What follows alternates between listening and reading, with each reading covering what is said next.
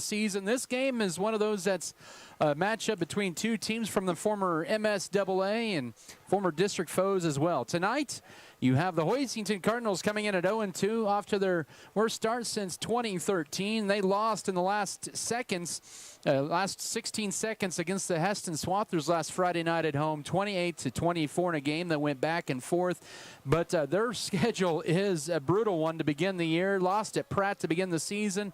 Lost one of their best players on the first play of the game. And then they lost to Heston another 3. So both those teams are 2-0 on the year. Scott City, they're trying to bounce back after what was a tough loss at Ray, Colorado last Friday night, where they were down right at the very beginning on the opening kickoff and could never overcome that, losing 42-14 to the number 1 ranked team in Class 1A, the Ray Eagles, and a very, very fine team there in Ray. But both teams trying to bounce back tonight, and Hoisington trying to get their first win of the year. Scott City trying to get to 2-1 before they get Ulysses next week. And this is going to be a physical slobber knocker. Both teams dealing with a lot of injuries on both sides, so let's just hope we're all healthy after tonight. Well, it's going to be I agree with you, Adam. It's going to be a very hard-hitting football game.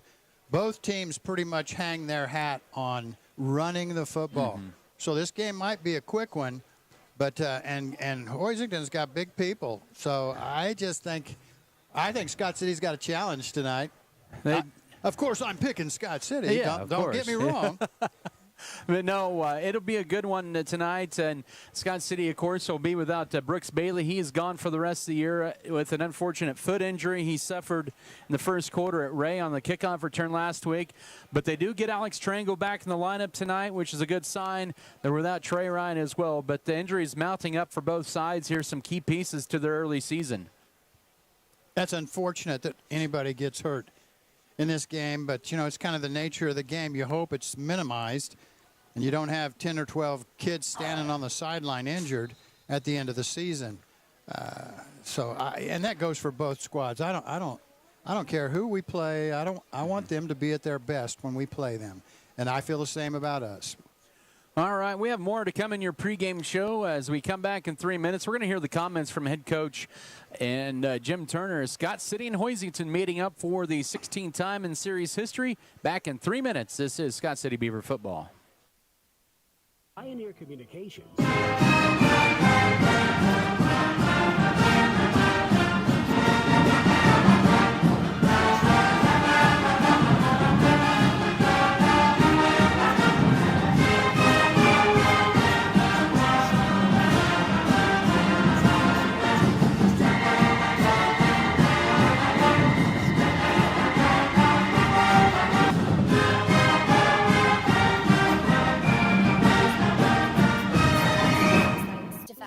Millions of people operate They said this place was too isolated to call home. America's strong and growing. When operating dump trucks or They said it was too remote to build a community. Watch out for overhead electrical lines. Make sure there's And then one day, a farmer strung a copper wire from one fence post to another and changed everything. WECI.net and click on the safety We didn't tab. build An the important communities safety of message Southwest brought to you Kansas. by Wheatland Electric, No, delivering energy just for brought them life. together. Touchstone Energy Cooperative. Is it time to update your home? BBN is brought to you by Shapland Real Estate, State Farm, Norder Supply Incorporated, Ag Management Services, Vogelmore Family Farms, White's Food Liner, Scott Community Foundation.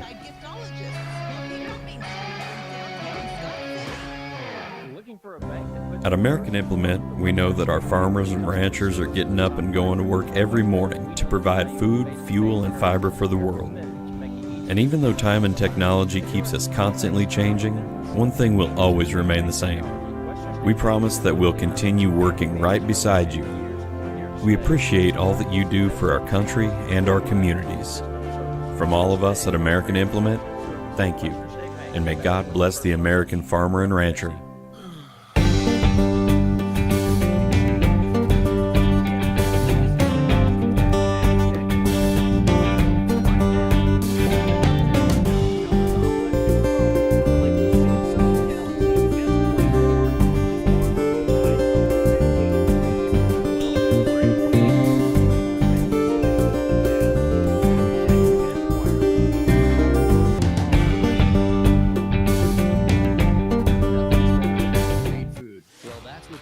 Red Barn Enterprises is proud to offer Mariston crop performance products, including Upshift C and Revline hopper throttle.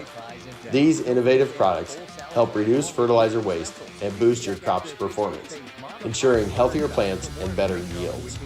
Committed to our community, we proudly support Scott County Athletics. Choose Red Barn Enterprises and Mariston crop performance products to enhance your farm's efficiency.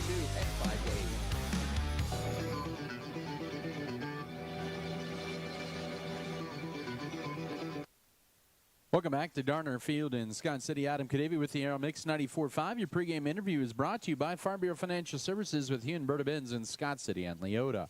I'm joined here with Coach Jim Turner here in the pregame. And, Coach, thanks for joining me here this evening. Just a tough game at Ray last Friday night, 42-14 to the Ray Eagles. A very good Ray team, but they kind of set the tone on the kickoff. And just kind of a tough first half overall, but played a lot better in that second half. And overall, what do you take away from that game in order to kind of get ready to bounce back here tonight against Hoisington? Well, we don't want to repeat that. Obviously, it was pretty bad. In the second half, we played harder. I don't know if we were much better, but we just got to come out and we got to play like we're capable of playing, and not show up like we did last week. So hopefully we'll come out tonight and play hard, play smart, and be technically sound and disciplined.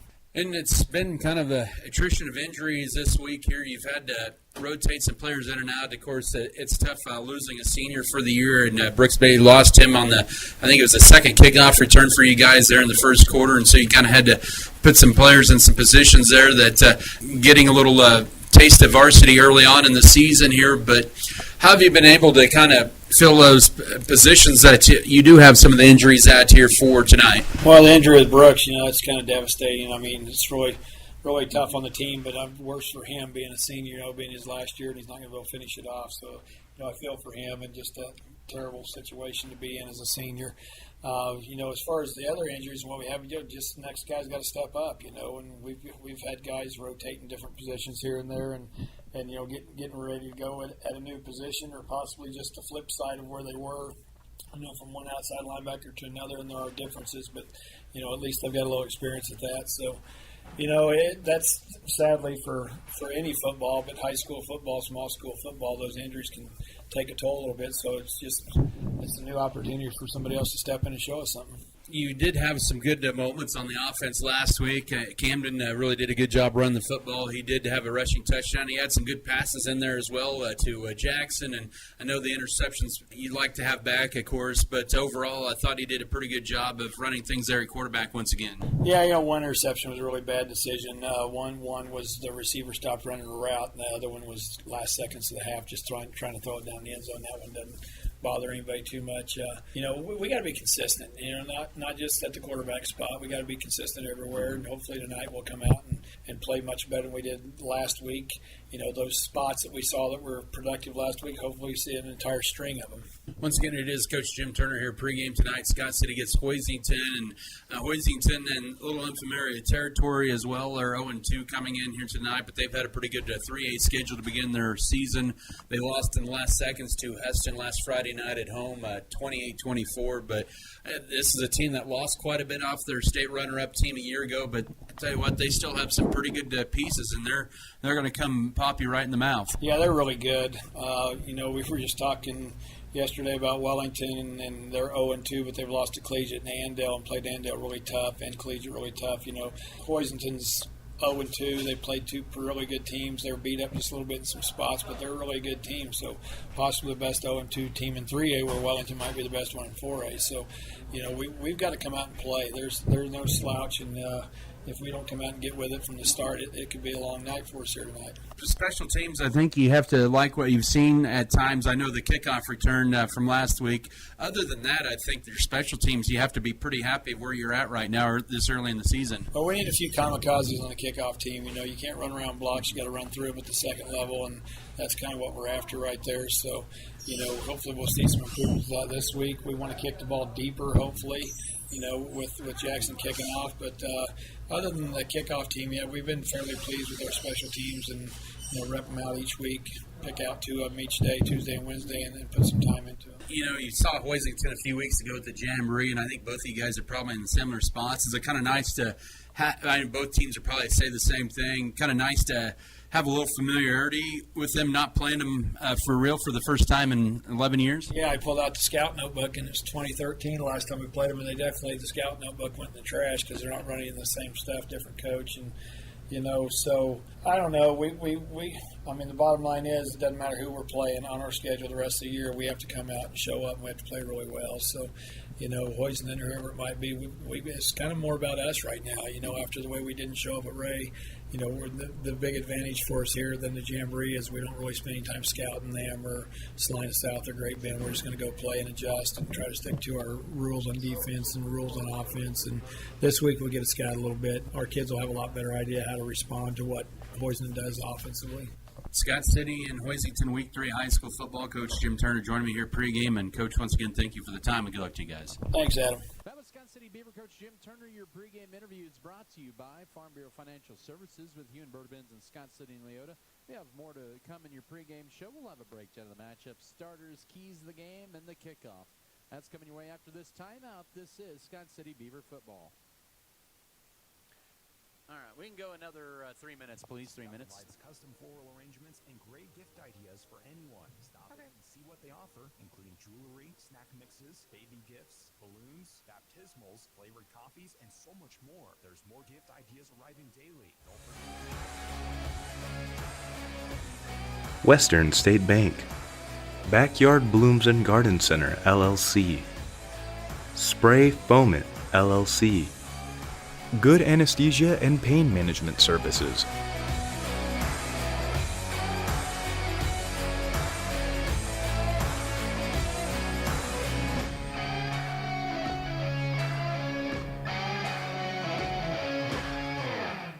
Scott City Eye Center has been a leading provider of optometry services and vision care products in the Scott City community since 1999. Our experienced eye doctors offer comprehensive vision examinations that our Scott City Optometry Office specializes in the diagnosis and treatment of a wide array of eye diseases, conditions, and problems. We use advanced diagnostic technology, and we are committed to improving the quality of life. Give yourself the gift of clear vision by scheduling an appointment with Dr. Joshua Gooden, OD, today. At Red Barn Enterprises, we offer a full range of products to boost your farming success. As your locally owned Axis Seed regional company, we offer products to support the health and productivity of your crop. With a wide selection from BW Fusion, Meristem Crop Performance, and Pivot Bio, we have everything you need to protect your crop from abiotic stresses and feed it for top yields. Proudly supporting the Beavers, Red Barn Enterprises is your local partner committed to your crops and community. There's nothing more spacious than Western Kansas, and nobody closer than our communities. We are determined to keep our communities connected to schools, kids to teachers and parents. We believe a connected world is a better place. We're more than what we do for our hometowns. It's what we do with our hometowns. S&T is proud to be your family, your friends, your neighbor. As your local community foundation, we are dedicated to preserving local wealth so the communities in and around Scott County will forever remain an attractive place to live, work, and raise a family. We respond to the needs of our community through grant making, scholarships, and other special projects. Visit us online at scottcf.org.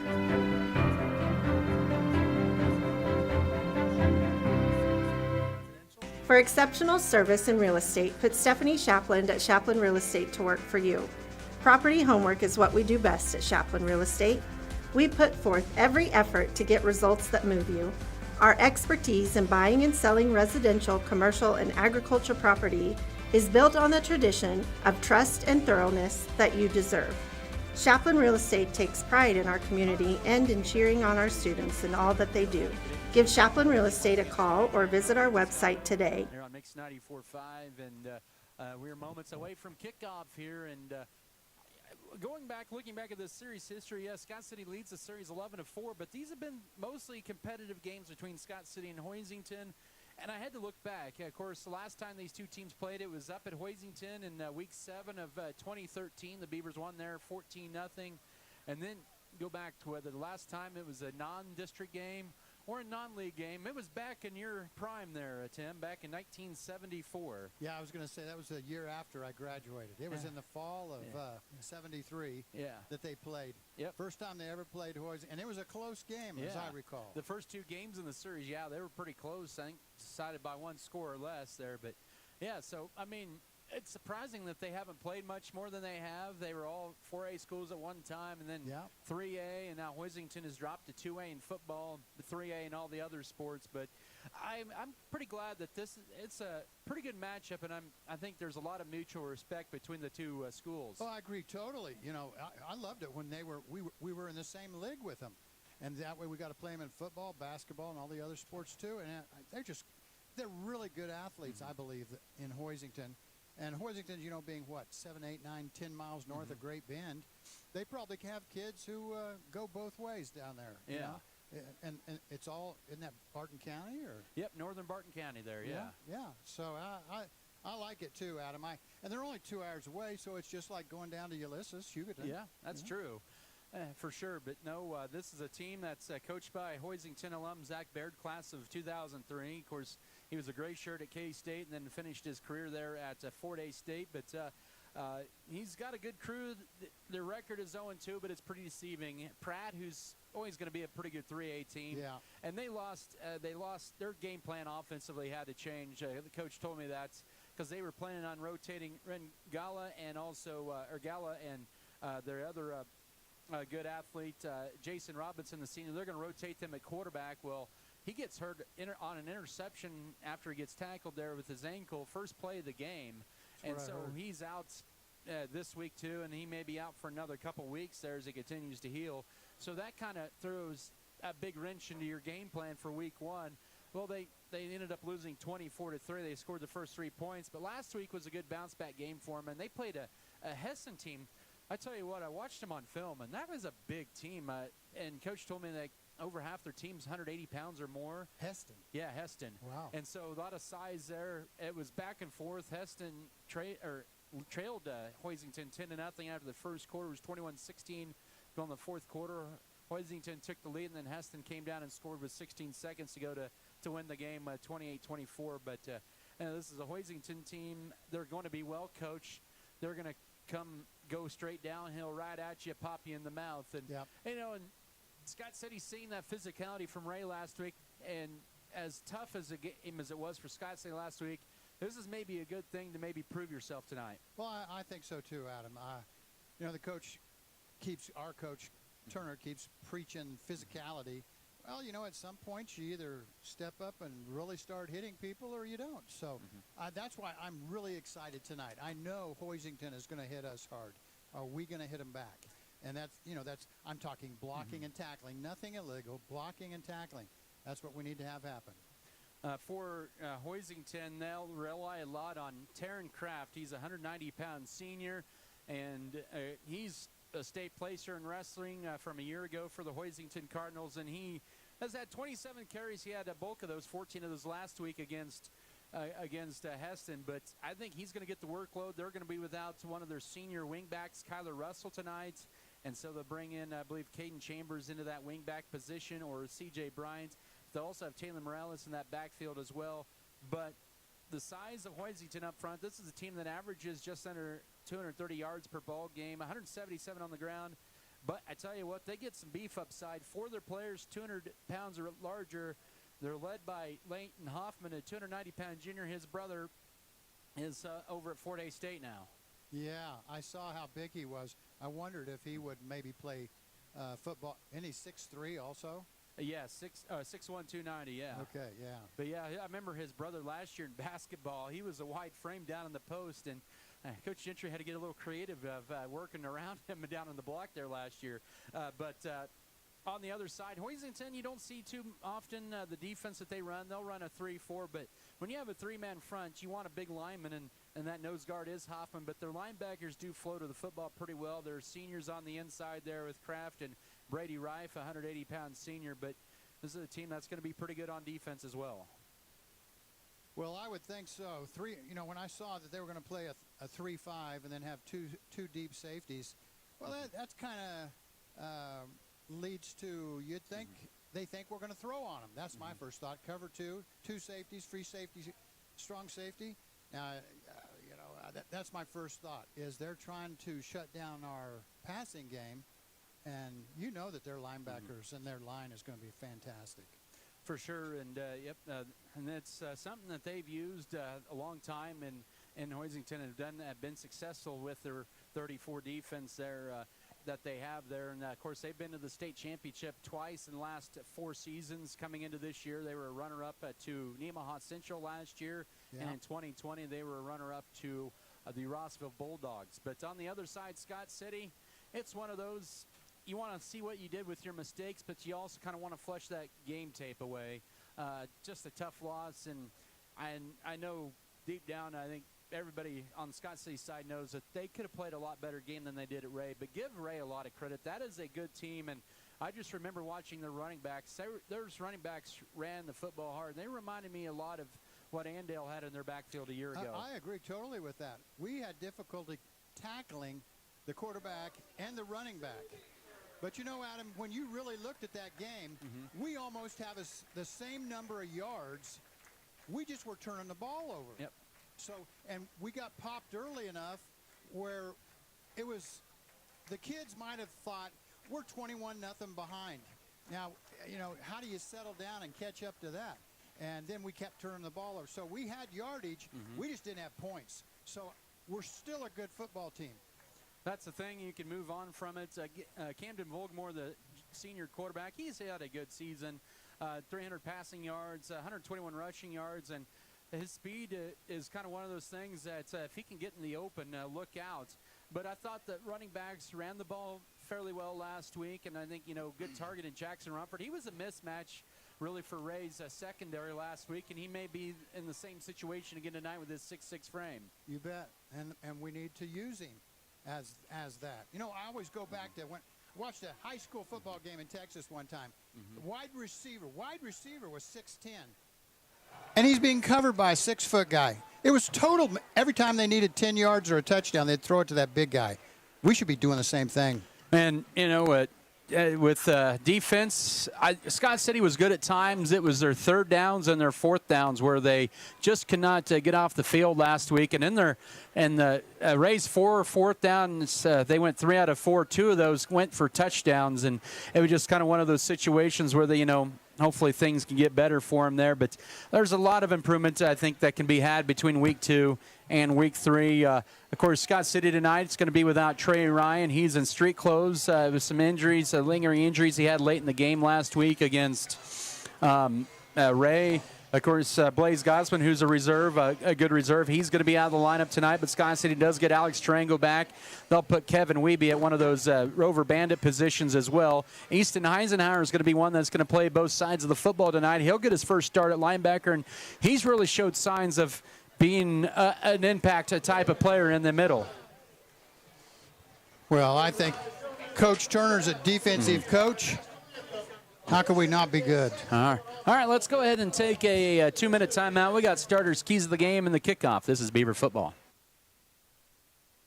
With crop insurance from Farm Bureau Financial Services, Farm Bureau agents, make it a 90-second break, please. In Scott City and Leota can help you select the right federal crop and crop hail insurance options for your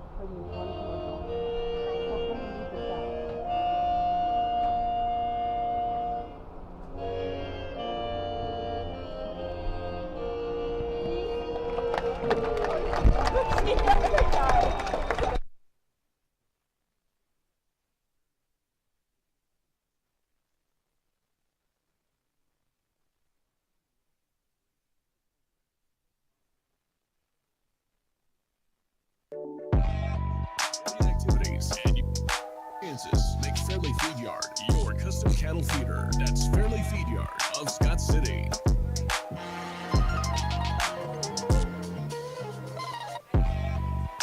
Starting lineups here tonight are presented by Security State Bank and Scott City and Leander. Free bill pay and online banking, safe, secure, and easy to use. Member FDIC. For the Hoisington Cardinals, it is Zach Baird in his 11th season, 99-21. He will start Ren Gala at quarterback, the 165-pound senior, 105 passing yards this year. At fullback, Taryn Kraft, the 190-pound senior. 1 touchdown, 164 rushing yards. Taylor Morales has 2 touchdowns this year. He's a 160-pound junior. And we'll see probably Caden Chambers or C.J. Bryant at the wingback spot. The wide receivers, Carson Mason, 156-pound junior, and Mason Martin, 150-pound junior. The centers, Leighton Hoffman, a 290-pound junior. Xavier Chambers, a 305-pound senior. And Colin Motter, 230-pound junior, are your guards. Left tackles, Brady Rife. And the sophomore Brody Corbett getting the start at right tackle. For the Scott City defense in their 44 look, it'll be Ryan Lotta and Emilio Contreras in the interior tackles positions. Case Armendariz and Jackson Rumford, the seniors at the DN spots. They combined for 5 sacks this year. Also, Oscar Mendez and Easton Eisenhower, the interior linebackers, Caden Couchman and Kevin Wiebe. And the outside backer spots, corners, Alex Tarango and Peyton Bergner back in the lineup. And Camden Vogelmore is at free safety. Let's get to your keys to the game, presented by State Farm agent Michael Trout, where you go with a proven winner. Well, both teams are hungry for a win since they lost last week. Overconfidence will not be a problem. Confidence might be a problem. Just take one play at a time. Don't look ahead at what might happen. Just win one play at a time. All right, keys to the game here, presented by State Farm agent Michael Trout here on KSKL Scott City, and also on the Beaver Broadcasting Network. It's an 84-degree evening here at Darner Field. Here is the sun starting to is shining back out of the clouds for a few hours here, but that'll go down here in about 30 to 45 minutes. Hoisington won the toss. They elected to defer to the second half. We're going to get Scott City with the football first. Hoisington, one of the cleanest uniforms you'll see. All white uniforms, white helmets, white pants, white jerseys, red numbers, the cardinal on the decal of their helmets. And Scott City in their home, navy blue tops, Columbia blue pants, Columbia blue helmets, the SC decal on both sides. And we can read every number on the field tonight. For sure. That's even better. It is. All right, for Hoisington, they're going to kick off from the right hash mark. It is going to be Taylor Morales who will tee it up at the 40-yard line. Scott City does have Peyton Bergner, Caden Couchman deep to return as they are standing inside their own 10. Ulysses is at Holcomb tonight in league play. Also, Cimarron's at Colby. Hugoton heads up north to take on Lakin. Those are the other GWAC teams in action here tonight.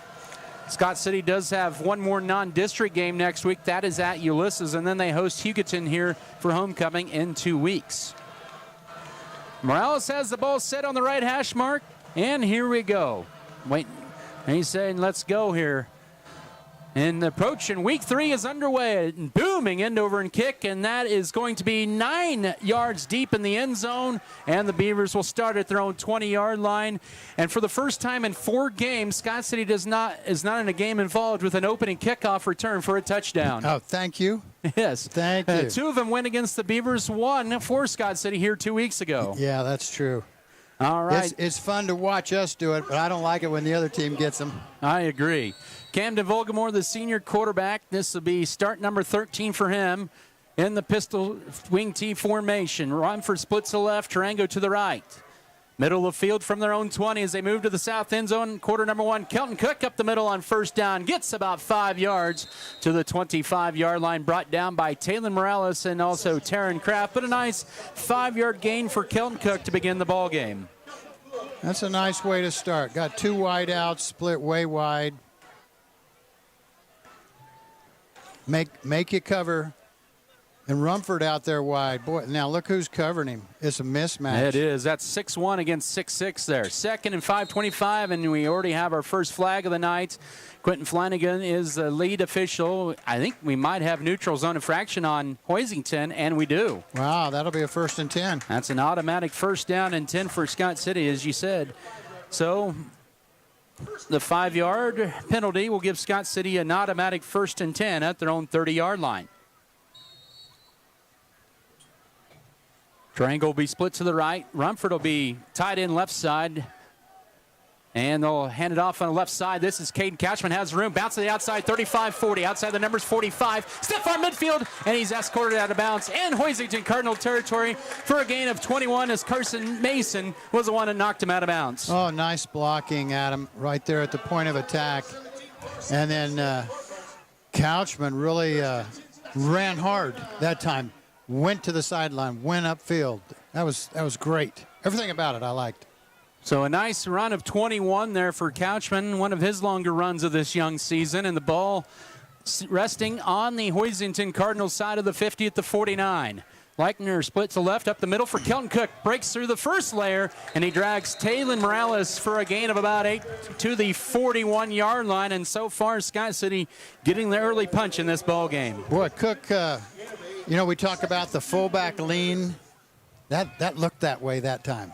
I was leaning forward, running as fast as he could. By the way, wearing number 61 tonight for Scott City at right tackle, that is Griffin Edwards getting his first start there at right tackle.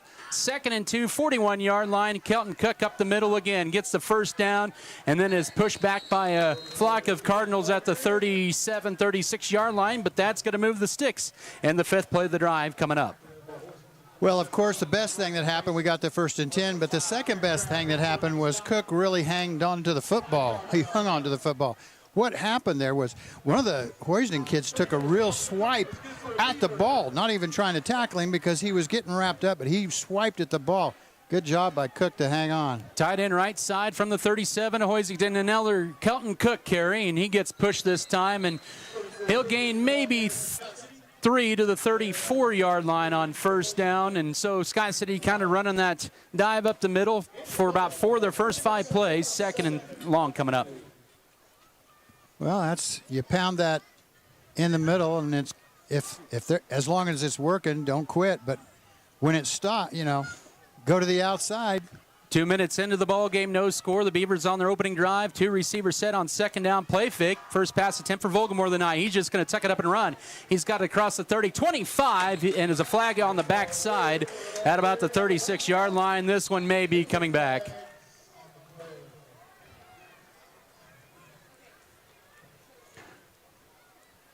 And those are the tough ones when they're on the backside. We'll get the official signal here. The flag is at the 36-yard line, but we'll see what the official penalty is here. Must be a spot foul. That means probably all indications holding or blocking the back. Yep, holding Scott City. And I didn't think that was a spot foul anymore, but it must be again because I always thought it was 10 yards. Okay, it is 10 yards from the line of scrimmage. Okay. So it is the 10-yard penalty, but that wipes out a 3rd and short coming up, or a first down there. It was close. 2nd and long, 34-yard line or 44-yard line. Trips to the right, 1 to the left. Pistol back, and here's going to be an option sweep or keeper sweep right side. Volgamore will turn it up inside the 35. He'll get the penalty yards back and an extra yard to the 33-yard line. He was brought down by Coulter Hahn and also Carson Mason, but a nice run of about 11, 3rd and medium coming up. He almost broke that right at where he got tackled there. There was a gap there, but he got caught from behind when he slowed up to try and get into that gap. 3rd down and about 7. It's going to be a carry left side for Couchman. A pancake block on the left side. 20, 15. Here's Couchman inside the 10. And it'll be 1st and goal, Scott City. Oh, there was a pancake block delivered on the left side at the point of attack. And that freed Couchman for about 25 yards or almost 30 yards and a 1st and goal coming up. Well, you could see as soon as he got the football, they were going to run to the wide side of the field, the east side of the field. And he did a real good job of setting up a blocker over there, too, on downfield. And then he just turned on the jets and really ran. That was Easton Eisenhower. That was the pulling guard there with that block. Oh, he's going to get a pancake sticker on the helmet coming up. 1st and goal at the 7-yard line. Handoff. Here's Cook left side, and he's been cooking on this drive, but he's going to get about 3 to the 4. Set up 2nd and goal right there with the 9-minute mark of the first quarter. No score. Hoisington is very good at gang tackling. Once our ball carrier gets hit and stopped, then it's like everybody gets in on it.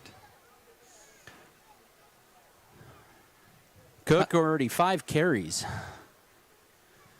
The Beavers this year in the red zone, 6 of 10. They have a goal to go at the 4-yard line. Couchman in motion. He'll get the carry left side. Hoisington has it stuffed, and they're going to drop him for about a yard loss back at the 5-yard line. Leading the charge that time is Rengala, the safety. It's going to bring up 3rd and goal right at the 5. They had that one figured out. Hoisington, that is. Yes, they did. They were there. And upfield, too. No, I didn't see the late flag. There is a holding on Scott City. Oh, I didn't even. Where was the flag? It's kind of at the left hash mark about the 4 or 5 yard line. I did not see it. Oh, me neither. And to bring up 2nd and goal from the 14-yard line, more than likely, if Hoisington does take the penalty. We'll see if Coach Baird decides to decline it, but I guess he would take the penalty back at Scott City up more. Yeah, I would think so, too. So that play did not happen, holding Scott City. 2nd and goal from the 14. This is a 3.5-minute drive. Still play number 9 coming up.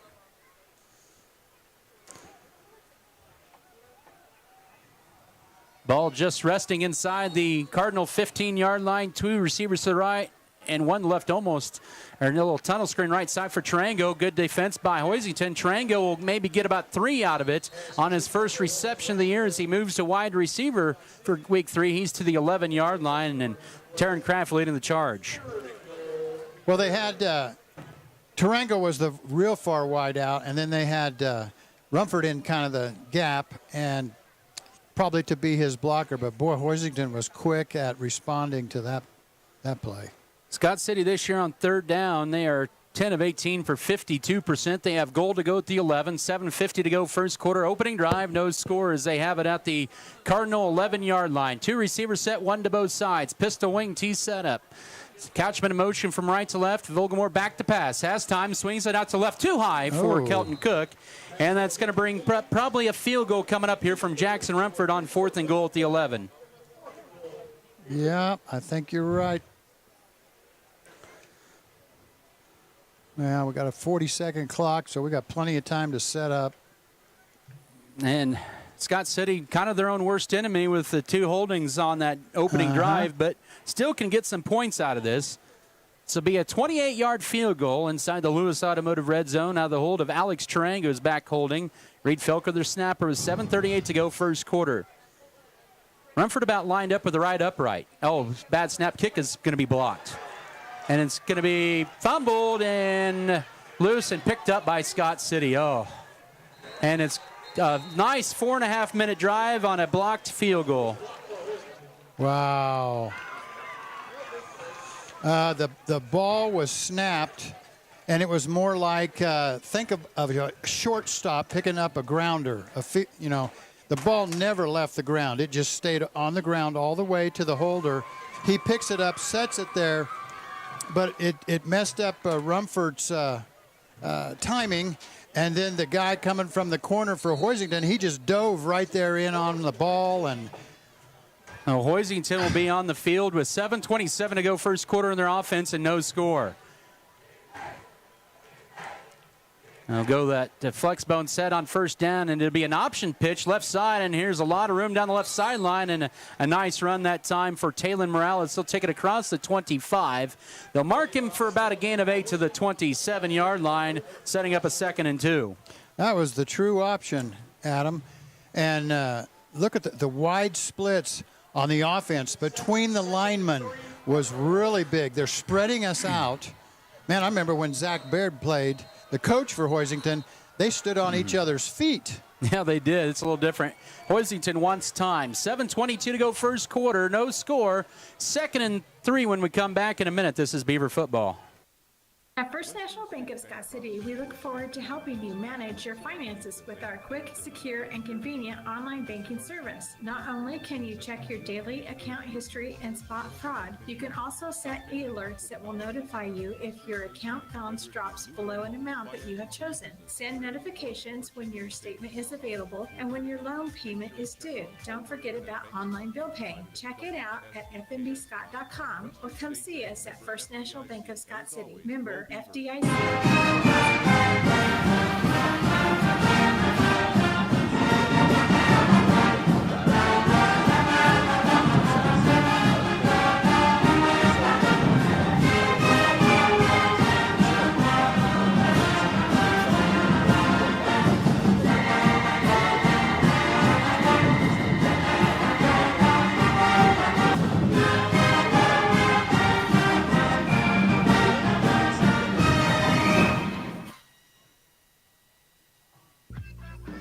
Second down and 2, and play resumes. Ball on the 27-yard line. And now we have to have another timeout. And Coach Baird is very frustrated over on the far side. I don't know if they're in the right formation or not. They got 12 men on the field, Adam. Oh, my. We'll go ahead and we'll go back and take one timeout. Back in 30 seconds and come back with second and short. This is Beaver football.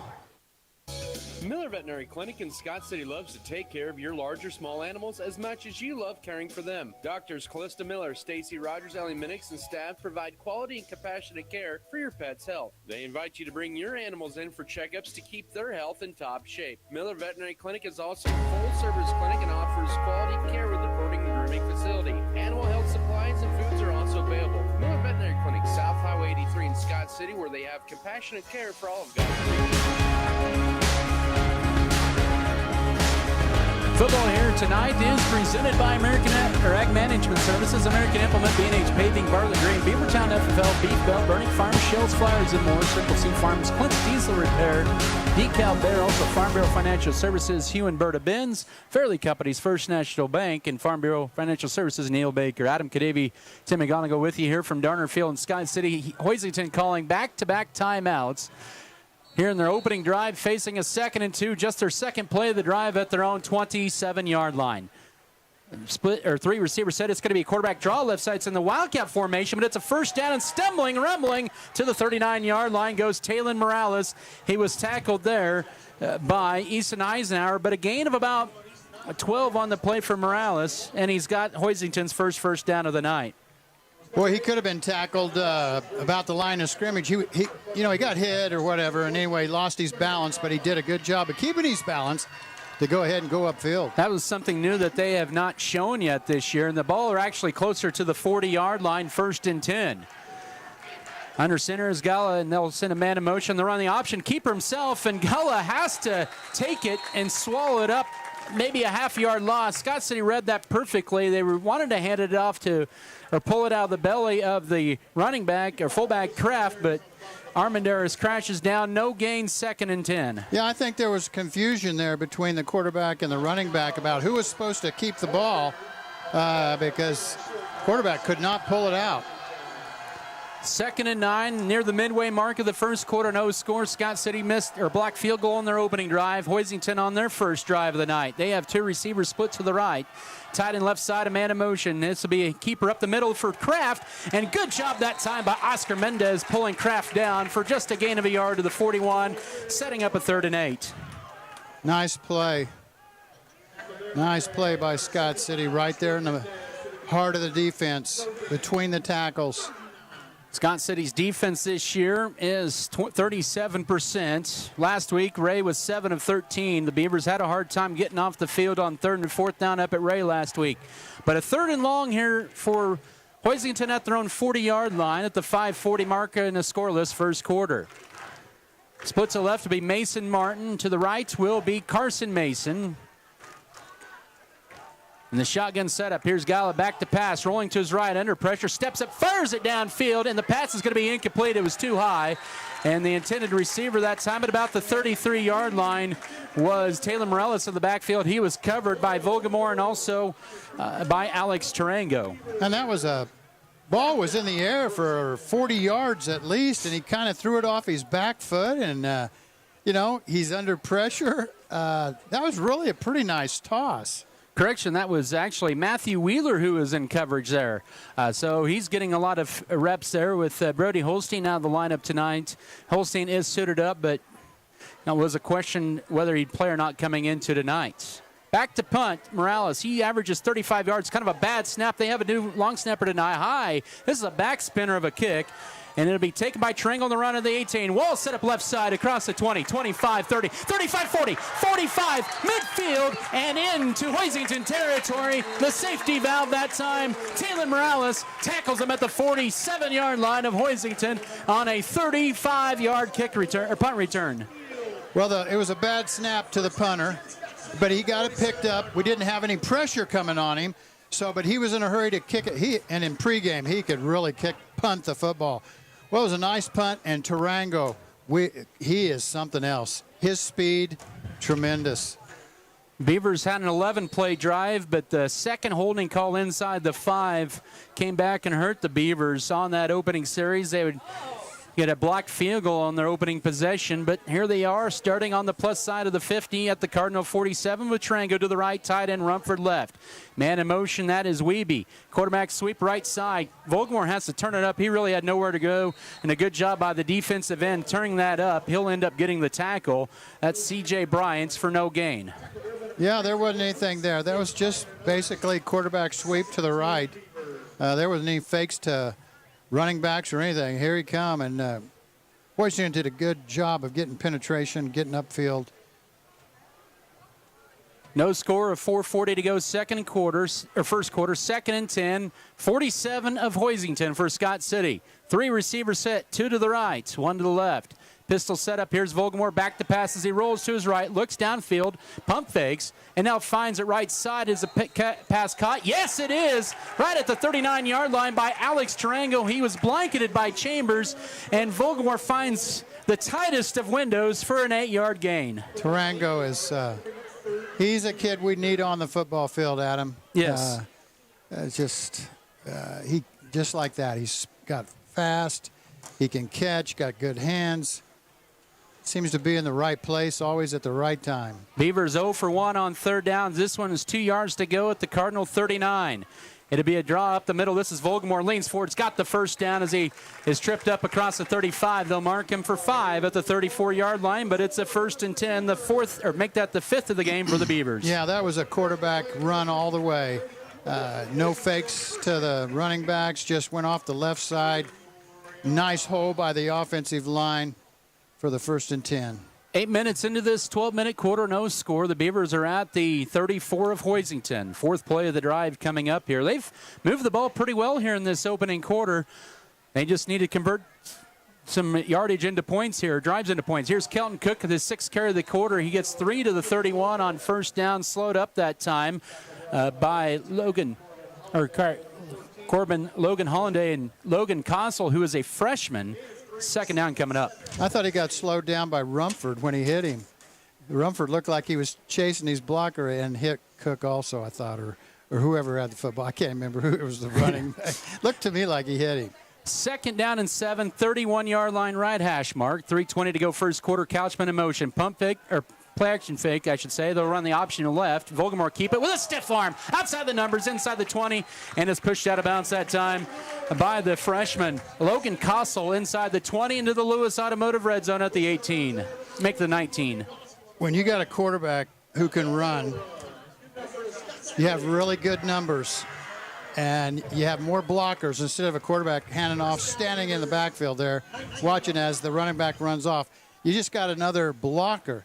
And he had a pitch guy out there, but the pitch guy could see that he was not going to pitch to him, so he went ahead of him also to block. 19-yard line, 1st and 10. Handoff. Here's Kelton Cook bursting through there across the 15, and then he gets finished off that time by Caden Chambers, but a nice gain of 7 on first down.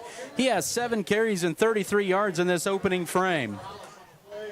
He looks good running. He does. He looks good.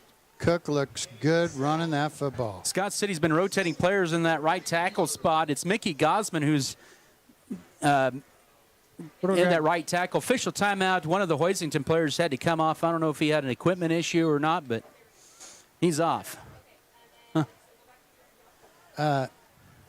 I think he was a little slow at getting up. 3 receivers to the right side, 1 to the left. 2nd and 3 at the 12. It's a quarterback keeper by Vogelmoor. He's got room inside the 10, and it's going to be 1st and goal inside the 5 down to near the 3-yard line. Nice run of 8 for Vogelmoor on the tackle that time.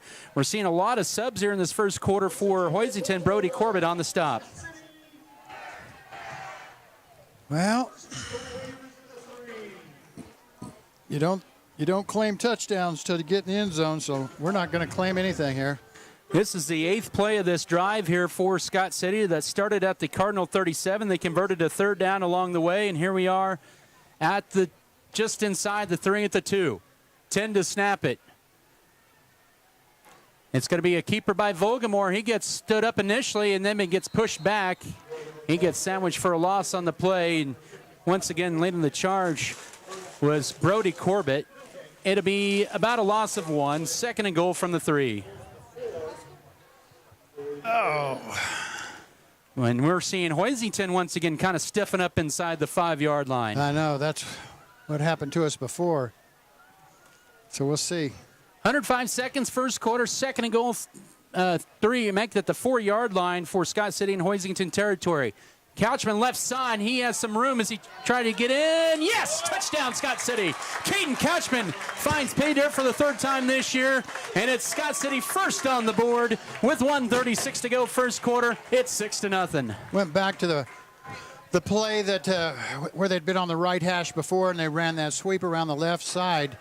And he's got a lot of room to run, and he's fast, and he just outran those 2 guys to the end zone. And to attempt the PAT is Jackson Rumford out of the hold once again of Alex Tarango. Rumford 7-7 on the year on PATs. Oh, and he shook that left.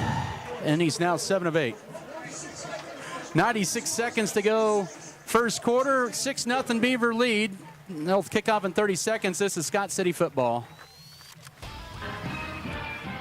At Red Barn Enterprises, we bring you the best products in agriculture through the Max Yield system, placing the right products on every field of your farm. Use Axis Seed, BW Fusion, Mariston Crop Performance, and Pivot Bio to enhance your crop's resilience and productivity today. Trust Red Barn Enterprises for all your crop needs, and join us in cheering on the Beavers.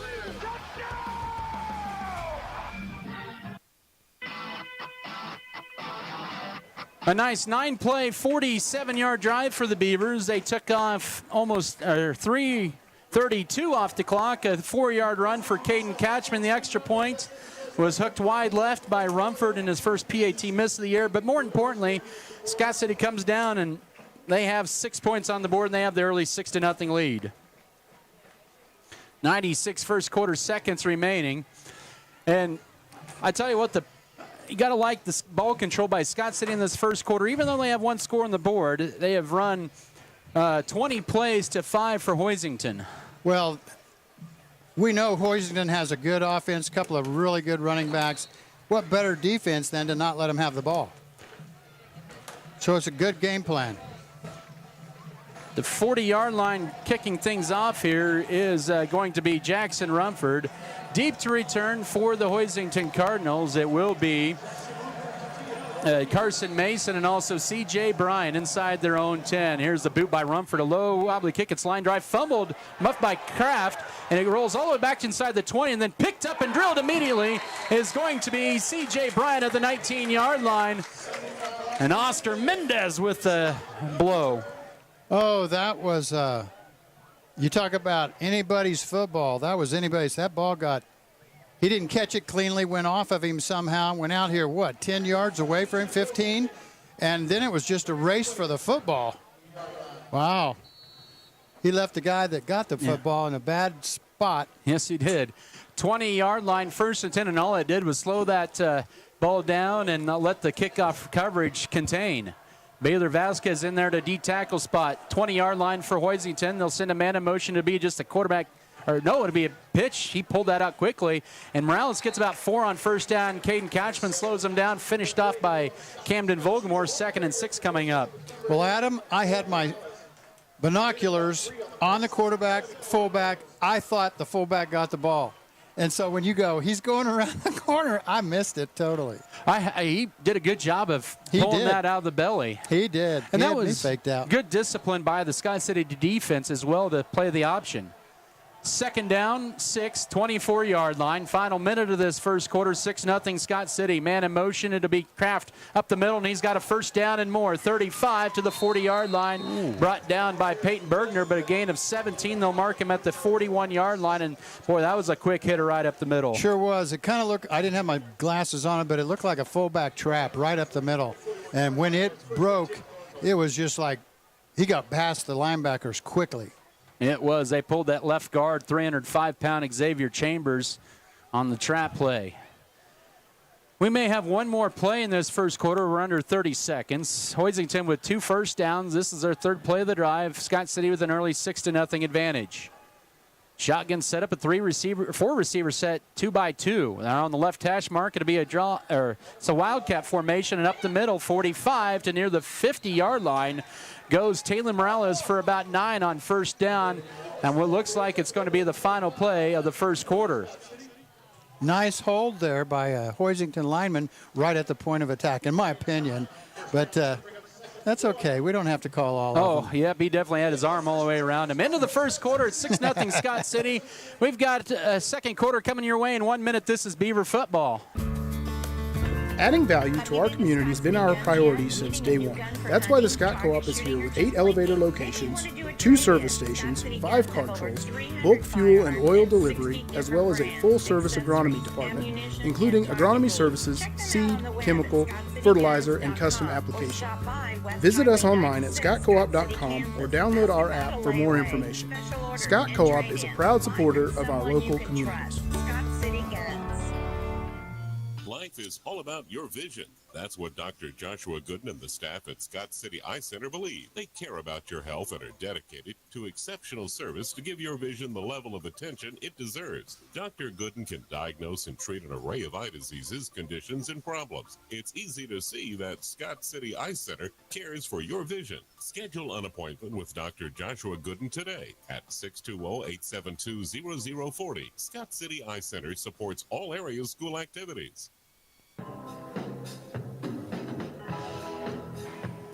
Back here for the start of your second quarter football presented by Fro Heating and Cooling, Fro Ag Service, Fro Electric, also good anesthesia and pain management services, as well as Great Western Tire, Deckmart Furniture and Appliance. 6-0 Scott City. Hoisington putting together a nice drive.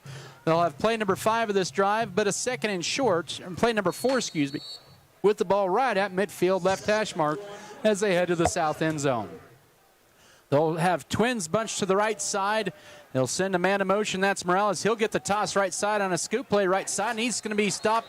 Maybe ekes out a couple inches, but a nice job of Alex Trango tripping him up for no gain virtually. Third down and a yard coming up. It was a good play by Scott City defense. Setting up a third and short, really short.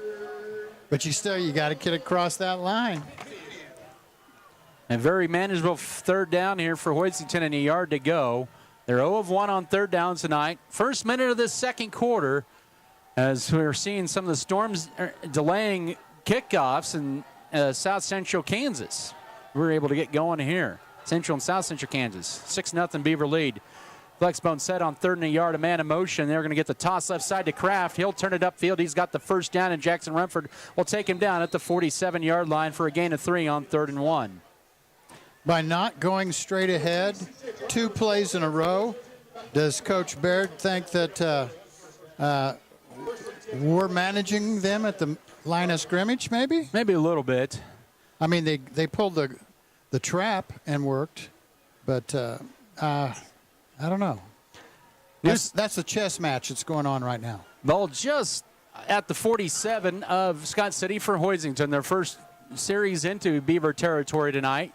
Morales in motion from left to right. It'll be a counterplay left side and up the middle. 45 and a first down inside the 40 to the 37-yard line goes C.J. Bryant, Caden Couchman, Cam DeVolgamore on the tackle, but right at the marker. And Coach Jim Turner, I think, is going to talk things over here. He did not like what he's seen from his defense lately. It'll be second and a yard. We'll come back in 30 seconds. This is Beaver football. Sports have this amazing way of making a positive impact in our community, whether it's helping children, boosting local economies, or creating role models. That's our goal at American Implement, too. We believe in being a part of the communities we serve by just being a good neighbor. Thanks for being ours. Seed, chemical, fertilizer, and custom application. Contact the Scott Co-op and visit with our knowledgeable staff about how we can help in your farming operation.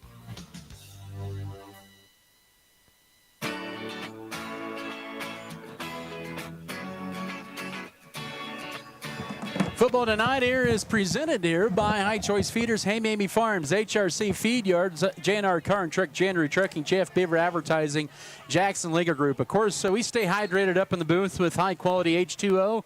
We reach for a Z Bottling water bottle as they provide us water all year long. High-quality H2O, customized water labeling, and the premium purified drinking water, the best you'll find in Southwest Kansas. I'm going to take a drink. All right. Second and less than a yard here for Hoisington out of the Scott City timeout. That was a good timeout by Coach Turner to kind of settle the troops down. Ball just outside the 37 of Scott City for Hoisington. Shotgun setup. It's going to be Gala back to pass on second and short. Fires it wide of his intended receiver, Carson Mason.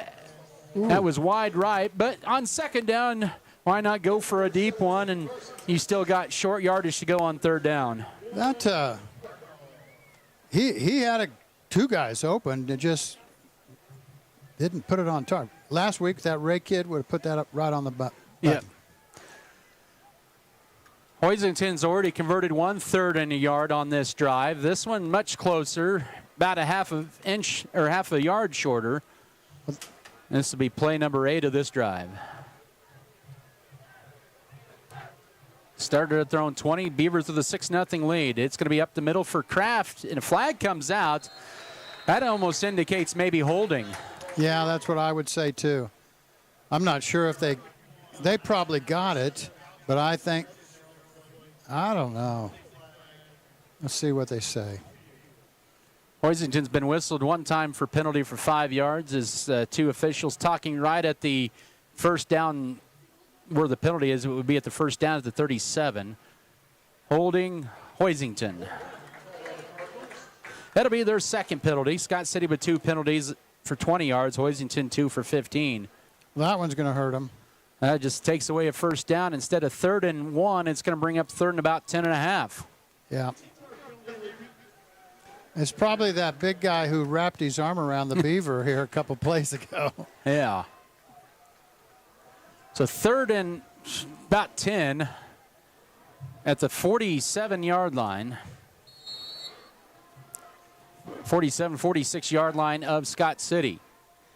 10:18 running clock, second quarter. 6-0 Beavers lead on the 4-yard Caden Couchman run. The extra point was no good. That was the lone scoring of this game up to this point. Now 3 receivers to the right. One will move in a wing formation to the right, one to the left. Shotgun set up for Gala. He'll roll to his right on 3rd and long. The blitzer gets tripped up, steps up the pocket, throws it, and it's going to be incomplete. They applied pressure that time. Couchman and Emilio Contreras. Intended receiver that time was C.J. Bryant, but boy, that holding cost Hoisington a first down, and they're going to send the punt team out. Well, the quarterback from Hoisington was lucky even to get the pass off. He really got hit as he was trying to throw that football. And when he started doing that and he got hit, I thought we were going to intercept the ball. That was my first thought. Oh, that's a lame duck. We're going to have it. It'd be Morales to punt for the second time in the half.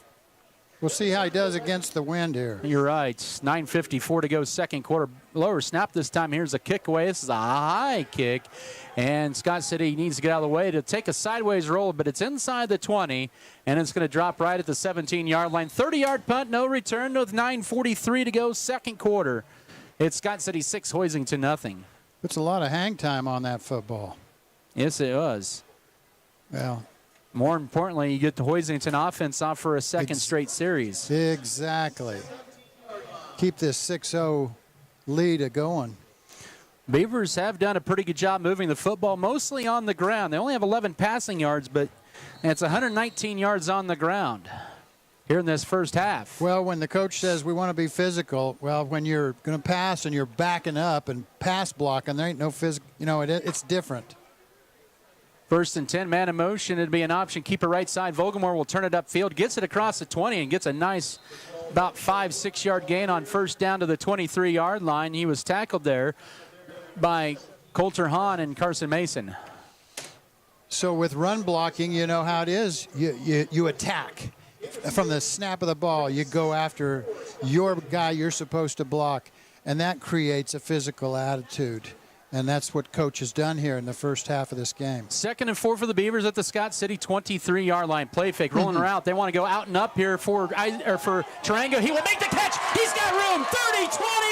It's a house call for number 11. Touchdown Beavers. The defender on the left side slipped for Hoisington, and it is 77 big ones on their largest play of the year, and it's 12-0 Beavers. Well, that was awesome. Here we've been running the football, and that was an out and up, and the man covering Tarango fell down at about the 50-yard line. So you could see Tarango relax because he knew that kid had fell down. There was a safety coming, but he wasn't going to get there in time. And Tarango, you could just see his body relax to catch the football. And then it was a foot race, 40, 45 yards down the sideline for a touchdown. All right, Scott City's going to chase the points back. This is their first 2-point attempt of the season. Ball at the 3-yard line, middle of the field. Pistol wing T, tight end right side. Receiver left. Man in motion is Couchman. It's Vogelmoor with the option going left. He has room on the outside. Can he turn it up? He runs out of real estate. He'll be denied. He'll be shoved out of bounds to the 1-yard line as Hoisington cut that off immediately at the 1. But it's 12-0 for Scott City. 8:55 here in period 2. We'll come back in 30 seconds for the kickoff. This is Beaver football. BBN is brought to you by Lone Tree Farms, J&R, Next Tech Wireless, Pioneer Communications, SNT, Scott County Hospital, Scott Co-op, Security State Bank,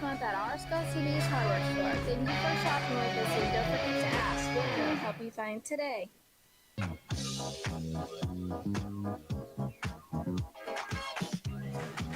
Back here at 8:55 to go, second quarter, a 77-yard pitch and catch, and it's 12-0 for Scott City. A 2-play, 83-yard drive, and it took 48 seconds off the clock.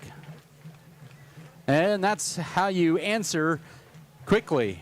Oh, that was awesome, Adam. It's always fun. Well, a lot of times first game of the season you don't see those happen because the timing isn't right. Quarterback's got to just throw it up and let the guy go run and get it.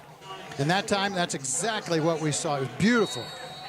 Here's Rumford to tee this up from the 40-yard line. Can he get his second touchback of the year? It's got a chance, and he does. That's 8 yards deep in the end zone, and it's going to bring up a 1st and 10 for the Beavers, or for the Hoisington Cardinals, down 12-0 at their own 20-yard line. Well, we've got that breeze at our back, and like right now, the American flag is just, it was almost standing still by the pole. Now it's blowing again. Kind of coming out of the southwest, south, I don't know, kind of flopping around. But that helped those punts and kickoffs. 20-yard line, middle of the field, 1st and 10. Receiver left, here's man in motion. It's going to be an option keeper up the middle, and Kraft is going to be stuffed for maybe 2 to the 22 on first down. And a nice defensive stop underneath there. Easton Eisenhower leading the charge there, getting his first career start on the varsity. 2nd and 8 coming up. He's on both sides of the ball tonight, isn't he? Yes, he is. And, Scott City has done a good job containing Taryn Kraft. He has 4 carries and 23 yards, but it's been Taylor Morales with 5 carries, 34 yards in this half. Middle of the field, 2nd 8, 22-yard line. Tight end right, receiver left, a man in motion. That is Morales. It'll be a keeper this time. Galley's got the first down across the 30, and Alex Tarango has to stop him, but not before a big pickup on the play, all the way to the 38 for 16 yards. Well, you just keep thinking they're going to break one of those and go the length of the field. It's like the last guy for us is making the tackle out there.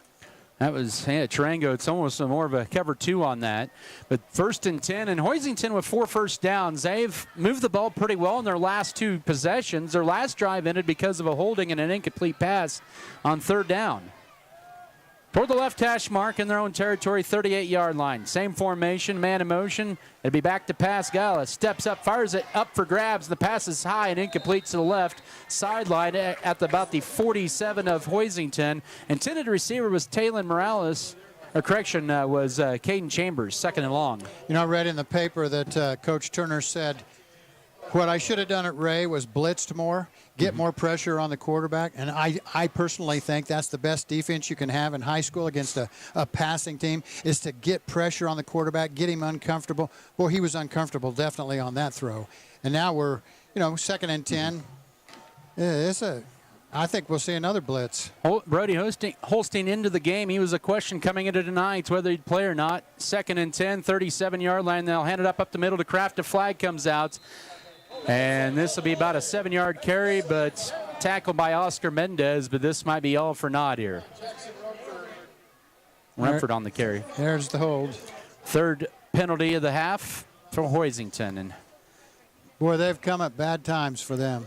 Yes, they have. It was over there on their center maybe, or their left or right guard, that held on that. So it's going to bring up 2nd and 20. Well, holding's only a bad play if you get caught. Some coaches teach it, Mm-hmm. Yeah. We know that for a fact. You can hold until you get caught. Yeah, And that's one of those penalties as well. You could get called every play or every down for holding, really. Yes, you could. In today's world. 2nd and 20, ball on the 32-yard line, 2nd and 15, goes left side on 2nd down, and a nice play. That time by Case Armendariz on the quarterback Gala. Stops him for a loss on the play, or make that the 34-yard line. It's going to bring up 3rd down and 14. Wheeler and Lotta, I think they collided right there over the they didn't get the tackle. Maybe they held, but looked to me like they collided with each other pretty hard. Hoisington is 1 of 3 on 3rd downs. They have it at their own 34 left hash mark. 6:50 to go, 2nd quarter, 12-0 Scott City. This is their 5th play of the drive. They'll send a man in motion. Gall will be back to pass, looking left. Now has to roll out of the pocket, throws it late, pass is caught, and his first completion of the night is going to be stopped shy of a 1st down, and a nice tackle on the left side that time on Mason Martin by Peyton Bergner. It's going to be marked 4 yards shy of the 1st down at the 34. Okay. Does Coach for Hoisington think it's time to go for one? 4th down? I'm telling you, he's going to go for this. All right. 4th and 4 at their own 44. They have 1 timeout left. The clock is stopped at 6:41 to go, 2nd quarter. Yep, they are going to go for it here. Scott City's defense, 3 of 5 this year on 4th downs. It's a 4-receiver set, 2-by-2. On the left hash mark, 44-yard line. It's a different quarterback. Passes behind the intended receiver, thrown by Morales. Incomplete. He had it down the seam. Did Mason Martin, who just made the catch, and it's going to be a turnover on downs. That play was there. Yes, it was. And it actually hit the receiver. Yes, it was on his back shoulder, but he had it, and then he lost it. Boy, that's a big penalty or turnover on downs. Sure is. I thought our guy was going to catch it on the backside of that play. He was right there, too. 2nd time in 4 possessions for the Beavers this half. They'll start on the plus side of the 50 at the Cardinal 44 north hash mark, or right hash mark. Leading this game 12-0. Here's a Kelton Cook carry up the middle. 40 runs into the official, and then the final convoys. Just a good assist there, but it wasn't intentional, of course. But a nice gain of about 6 on 1st down. Nice play, nice run. I thought maybe they would go for the end zone immediately. After a turnover, how a lot of teams do that stuff. But we weren't at the 20. We were at the 45-4. There was a Cardinal between Cook and the official looking back. So 2nd down and 4, sweep play left side. This is Caden Couchman. He's going to be brought down for a loss on the play. And it's going to bring up 3rd down and about 4. No gain on the play officially. Or maybe a gain of a yard, 3rd and 3. 5:48 to go, second quarter. Scott City up 12-0. They are 1 of 2 on third downs. Third and about 3 at the 37 of Hoisington. Left hash mark as they move to the north end zone. Rumford split wide to the right. Durango split to the short side left. Pistol wing T, 15 to snap it. Vogelmoor back to pass on third down. Oh, he's just going to tuck it up and run. He gets the first down. A little shimmy there at the first down sticks and adds 3 more to the 32-yard line. Man, a running quarterback. I love it. It is just what we need. And Scott City has their 7th, make that 8th first and 10 of the half. And they get this clock rolling. They've burned up a lot of this first half. Oh. They haven't done that in the first 2 games. But if you can get this offense going like this and continue to pound it, you're going to wear that other side down. 32-yard line, middle of the field, quarterback keeper by Vogelmoor. He'll turn it up. He'll gain about 4 to the 28 on first down, and a nice tackle that time made by Corbin Hollandy, the sophomore. And 2nd and 6 coming up. Boy, the ideal forecast for us would be keep the ball on the ground, eat up the entire first half here. Scott City's going to burn a timeout here with 4:42 to go. Already burned 2 minutes off this drive. We'll take a full timeout as well. 4:42 to go, second quarter, 12-0 Beavers lead. This is Scott City football. Operation Pave. 1 minute, please. Field, hand in light. I'm Michael.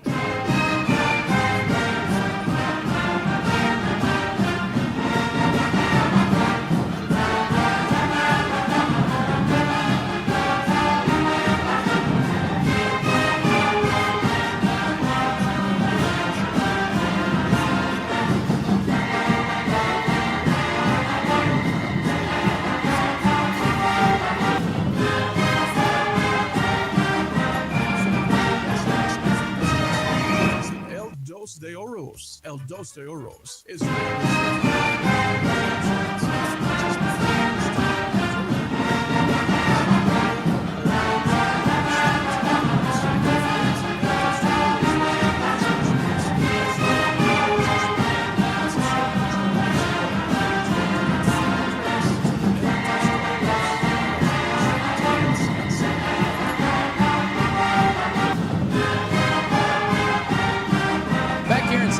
Field in Scott City.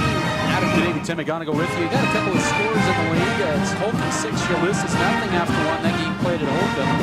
Also, a little bit of a shootout at Lakin after the first quarter. It's Hugoton 18, Lakin 16. The last time those 2 teams played, it went to 1 a.m. because of lightning delays and triple overtime about 5 years ago down at Hugoton. Oh, my gosh. They got over at 1 a.m. Saturday morning. We got some confusion here in Scott City. May have to burn their final timeout as they break the huddle with 6 to snap it. 5, 4, 3. Second down and 6, and we got a flag.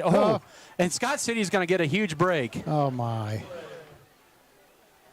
Miscombobulated with Scott City, or discombobulated, and they end up benefiting with an offsides call against Hoisington. Now, let's think about this. We had Hoisington had to call their first 2 timeouts, 1 play into the game, or even with no play. They had 12 men on the field. That brings up a 2nd and 1. There's about 9 men in the box. Here's Kelton Cook. He's got a first down run, stumbles into the red zone to the 14-yard line. That is a gain of 8 on 2nd and a yard for Cook, who is up to 47 yards on 9 carries, and it's a 1st and 10 coming up. So, I don't know. Maybe Hoisington is not thinking right here, We'll see. Third time in the half, the Beavers are in the red zone. Here's a carry right side. Kevin Wiebe with his first carry. We got a flag that comes out. This may not be holding. It could be. Oh, it is going to be holding. I was worried at first initially, Tim, it was going to be a chop block. Oh, yeah. Because there were some players that were pretty low at the ground for Scott City, but it was just holding. Their 3rd penalty for 30 yards. That one didn't develop the way we wanted. I think this is the most holds I've seen in the first half since the Andale playoff game here last year. I agree with that. Although last year it was all on one side, this time it's been pretty even with that. Yeah, Andale. Well, Andale is known for holding, and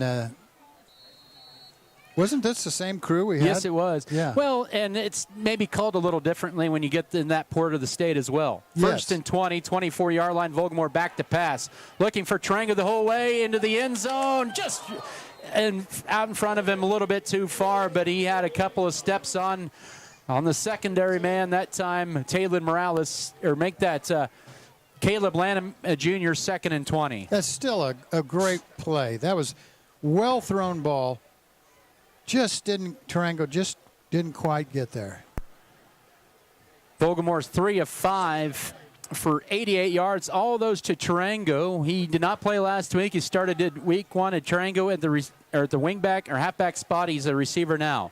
3 receivers to the left, 1 to the right on 2nd and 20. Vogelmoor will swing it out. This is going to be a rush for Cashman. It was a backward lateral. Gets it inside the 20, outside the numbers, and is run out of bounds as a late flag comes out.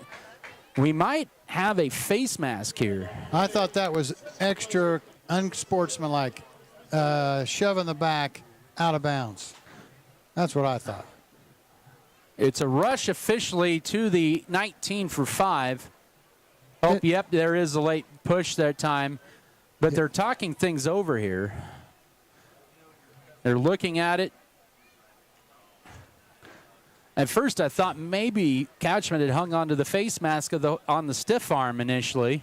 Well, it'll be half the distance to the goal. Won't it? If it's on Hoisington, it will be. We'll get the official call here. Personal foul. It is okay. Personal foul on Hoisington. Yep, I did see that on late hit there. And that's going to be half the distance to the goal to the 10-yard line. It's still not a first down. I don't think he gave him enough yards. And only 5 yards. It should be half the distance from the 19, so it should be to the 10. Yeah, they're going to make their correction. All right, it's actually marked at the 11. That'll work. 5th penalty for 37 yards for Hoisington here in this half. Got to be able to do that math. 2nd and 7. Hoisington 11 for Scott City on the 9th play of the drive, coming up with under 4 to go, second quarter, a 12-0 Beaver lead. They're 1 of 2 in the red zone. 3 receiver set, twins to the right. Here's a Cook carry right side. He'll turn it up inside the 10, inside the 5, and guess what? More laundry on the field, and this one's going to be coming back. Instead of 3rd and 1 at the 5. Well, like you said, Adam, every play you could probably call holding. I don't know if they are listening to my broadcast, our broadcast down there. I shouldn't have said that. I retract that statement. They have headsets on, and I think they're listening to us. All right. If you're, hey man, are you listening to us? Wait no more holds, please. This one will be marked all the way back. It'll be a spot foul at the 17-yard line. So you can give Cook a few yards on that one. From the 11 to the 7, or make the 11 of the 8 3 yards for him. He's at 50 yards, 5 yards a pop. And then bring up 2nd and 14 at the 18-yard line, middle of the field. This has been a 3-minute drive for Scott City as Vogelmoor back to pass. Now under duress immediately, has to roll to the left, and he's going left and looking down the field. And the wide open, deflected at the last second. What a play that time by Taylor Morales. Standing about 2 yards deep on the bottom part of the S was Alex Tarango, and it's 3rd down and long. What a play by Vogelmoor, though, to escape the 2 guys that have come to get him in the backfield, and then he rolls out to his left and throws with his right arm, 35, 40 yards downfield, and the ball's right on target, and the Hoisington kid just barely gets in the way. 3rd and 14 at the Hoisington 18-yard line, middle of the field. 3:33 second quarter, 12-0 Beaver lead. They are 2 of 3 on 3rd downs. This one longer to go. Vogelmoor rolls to his right on 3rd down. Now steps up, has a man wide open in the middle of the field. He's going to go to the end zone. The pass is intercepted incomplete in the end zone, right at the goal line. And he tried to thread that through to Tarango, and we may see the field goal unit out coming in here on 4th and 14. This would be about a 35-yard field goal. I love the idea that we're trying field goals in this game, because come playoff time, we may need one of these things. So you got to practice this in a real game time situation, in my mind. I love it. Scott City missed the field goal in their opening series. This one from about a little bit to the right of the middle of the field. 35-yard field goal for Rumford. His career high is a 39-yarder. Placement kick is on the way. It is a beauty, and he snuck it in the right upright. And Scott City has 3 to their total. They extend their lead to 15-0. With 3:20 to go, first half. We'll come back in 30 seconds for the kick. This is Scott City football. 30 seconds, please. Fredy Heating and Cooling of Scott City is a proud sponsor of Beaver activities. Brent and Angie take pride in helping our activities and support our students 100%. They can also help you with any heating and cooling needs that you have. Give Fredy Heating and Cooling a call at 620-872-3508 and see if they can help you with your needs today. We're going to keep it right here for the time being. That was a 12-play drive that resulted in a field goal. 12 play, it's about they go about providing 27 yards.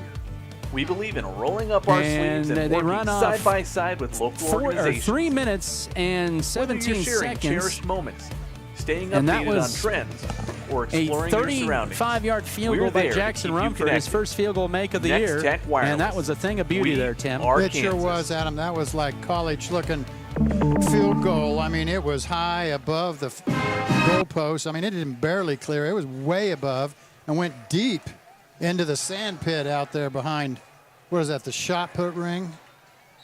Yeah. So they take advantage of short field again here with 3:20 to go second quarter, and boom, kicked by Rumford, but it's going to be returnable at the 5-yard line across the 10, 15, 20, and is knocked the ball loose, and it's going to be recovered by Hoisington. That time on the return was, I believe, Chambers, and then recovered after a vicious pop there at about the 22-yard line, recovered by the Hoisington Cardinal, Brody Corbett. Oh, yeah. He had his back turned, and then 2 Beavers delivered a pretty big blow there. One of those was Wheeler on that. 1st and 10 for the Cardinals at their own 22-yard line. Well, what do them Cardinals do? Their best running plays? Well, they have 1 timeout. They will get the ball to begin the third quarter. 2 receivers set, 1 split, couple miles to the left. This will be an option play left side. Morales will turn it up as a flag is out again. But a nice tackle made by Caden Couchman at about the 23-yard line. This all indicates a holding. Morales has had a lot of carries here tonight, holding Hoisington. You're in that situation, Tim, where it's 2nd and long. Do you take the penalty or do you decline? Or take the play, excuse me. As deep as they are, I would be thinking about this. Thinking about the clock. You know what? I'd take the play. I mean, what'd they get? 1, 2 yards out of it? Yep, looks like a yard officially at the 23. Is he going to take it? Well, and decline it? We'll find out here. Well, Hoisington acts like they're coming to the line to snap it. Holding Hoisington. Yep, he's taking the penalty. The Cardinals with their 4th penalty, 40 yards. Or correction, how about the other side here? 6th penalty, 47 yards in the first half. Scott City, all 3 of their penalties via the holding for 30 yards. 3:03 here in the second quarter. 1st and 20, back inside the 15 at the 12-yard line, 13-yard line, excuse me. Man in motion. It'll be an option pitch left side, and it's behind the back, and he gets tripped up for a loss. Couchman will trip up the running back, C.J. Bryant, for a loss back to the 11-yard line. That's a -2 on that carry. I thought he was going to lose the football, Adam, when he did that pitch to him. So it's back at the 11-yard line, 2nd down and 21. With 2:28 to go, both teams with 1 timeout remaining this half. For receiver Carson Mason, he is split probably about 20 to 25 yards to the right of the formation. On second, it's going to be a heavy package to the right side. They'll run the counter left side, and a nice job on the back side underneath there. No gain on the play.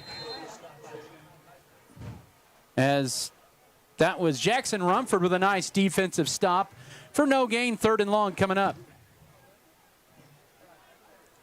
Oh, you'd think this would have to be a passing play, but I don't know. Coach Baird, they're so deep back there. Yes. That was C.J. Bryan who had the carry. 3rd and 20 here with 1:40 to go first half. My thought is screen pass. 15-0 Scott City lead. They've added 9 in this second quarter. And fumbled snap right off the bat, and this is brought down.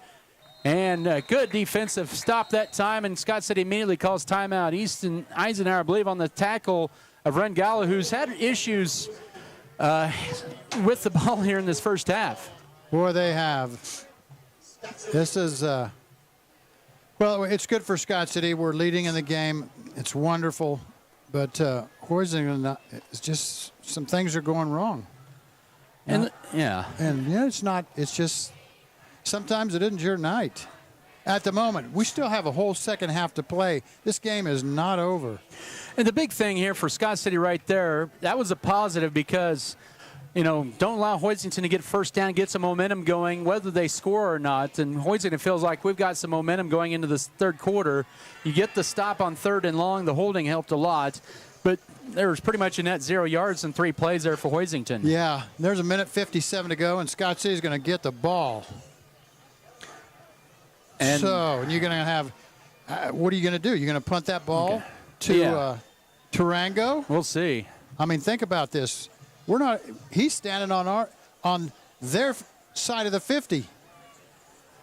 So it'll be 4th and 20 at the 12-yard line for Hoisington, and their punter is back for a 3rd time tonight. That is, of course, Taylor Morales. He's done a pretty good job punting tonight. Tarango standing around midfield to receive this right at the SC logo. Here's the kick. It's a high, booming kick, and it's going to go wide left, and it takes a sideways roll. It's in Scott City, or in Hoisington territory, and then it decides to roll back into Scott City territory at the 48-yard line. That's a 40-yard punt with no return, 1:14, no timeouts for the Beavers, up 15-0. Well, we did put some pressure. We brought some pressure in to the punter. Not a lot, maybe a couple of guys. But you remember one of them snaps was like on the ground, so or he fumbled it maybe. So, there was an opportunity there if he had to chase the ball around a little bit. Vogelmore, 3 of his first 6 passing, 88 yards, and the touchdown pass to Alex Tarango, his first touchdown pass of the year. Ball, 48-yard line right hash mark. 3 receivers to the right, 2 to the left, an empty backfield. Back to passes. Vogelmore has time. Steps up now. He's just going to tuck it up and run. Jukes a man across midfield. 45-yard line is where he's going to be drilled. Actually, 46. It's a gain of about 7 on first down, 2nd and 3 coming up. He has 10 carries and 57 yards in this half. Now run other no-huddle offense, 50 seconds to go second quarter. 2nd and about 4 after that run. Back to pass. Vogelmore rolling to his left. Now he's just going to go right side. He's got the home run ball to Rumford. He will make the catch. 20, 15, 10, 5, and Rumford into the end zone for the first time this year. Touchdown, Scott City. A 46-yard pitch and catch, and the Beavers are up 21-0. I think that was the planned play all along, Adam, to roll to the left and then throw back to the right. Rumford has got 5 yards on his man, streaking down the sideline. Great throw from Vogelmore to Rumford. Touchdown. Rumford's 9th career touchdown reception, and this one good for 46 yards. And the Beavers with 2 touchdown passes here in this second quarter, and they have a 21-0 lead with Rumford to attempt the extra point. Trying to get the old 7 bag on this play or on this drive, and he does. Lucky 7 for Rumford on that one.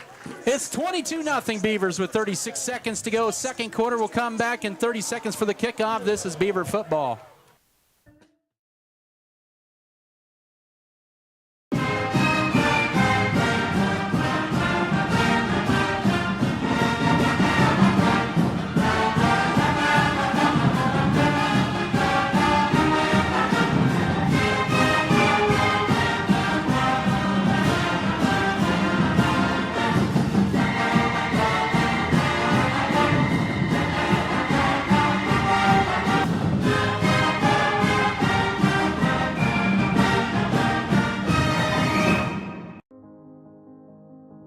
They said this place was too isolated to call home.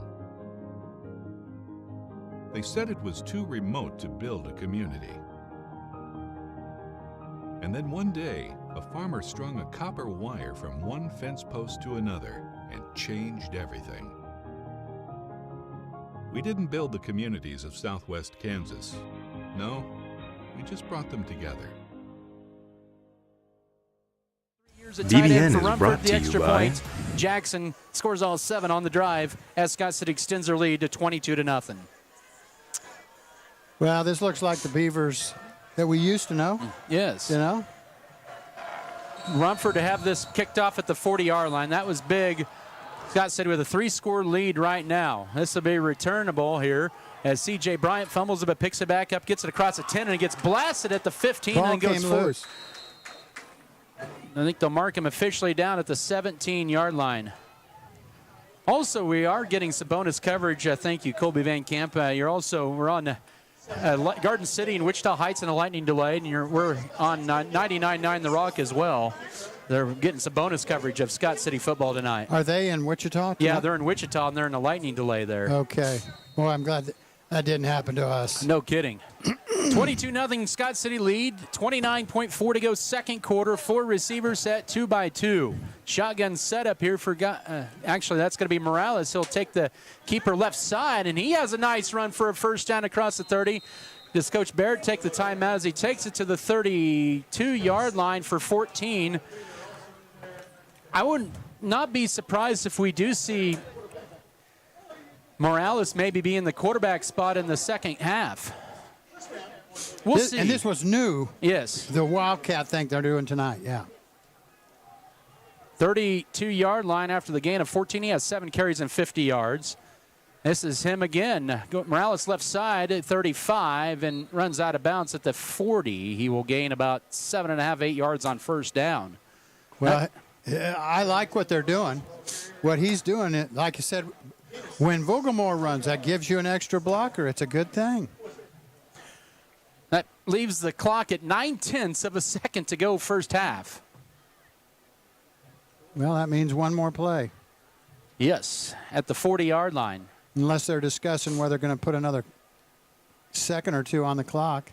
They are. Looks like they are officially discussing that. They may add some time. We'll see. Yeah, Derek Bry is saying, put a couple more on there. 2.8 seconds on the clock is what they're needing. 2.8 is what we got. Yep.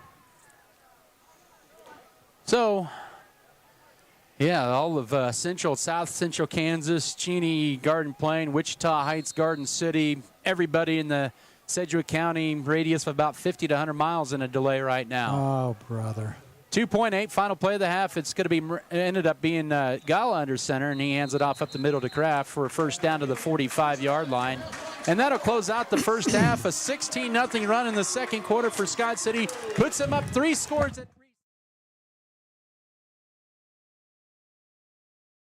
BBN is brought to you by Shapland Real Estate, State Farm, Norder Supply Incorporated, Ag Management Services, Vogelmoor Family Farms, White's Food Liner, Scott Community Foundation.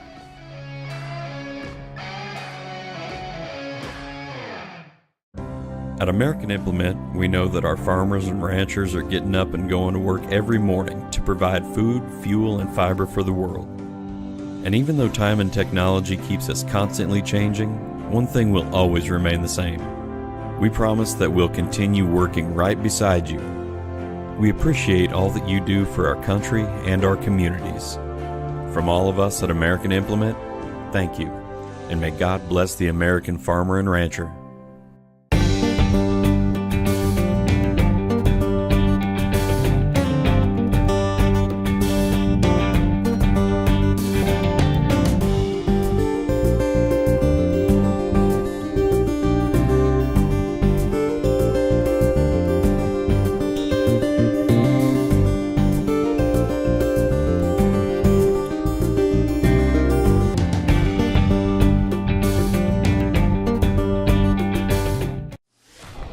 Red Barn Enterprises is proud to offer Mariston Crop Performance.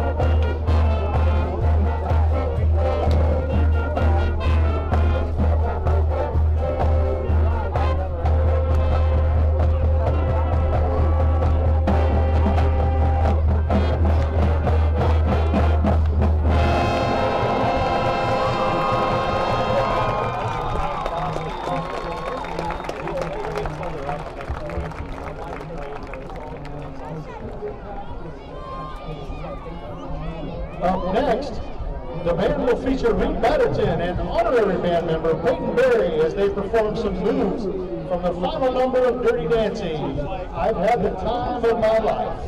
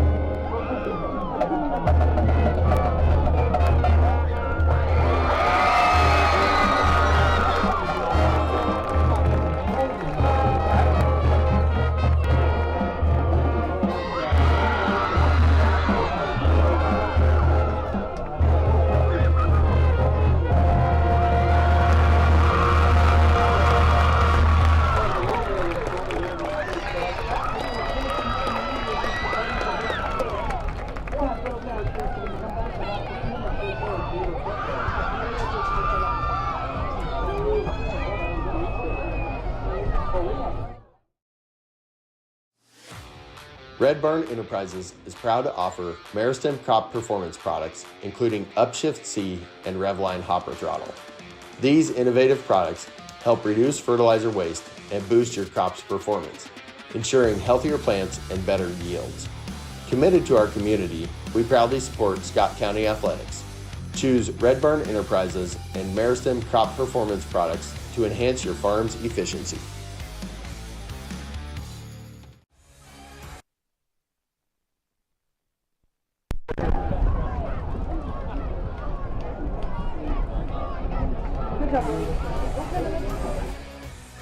Western State Bank. For Louis, yeah, follow the kids. What? Yeah, follow all the kids.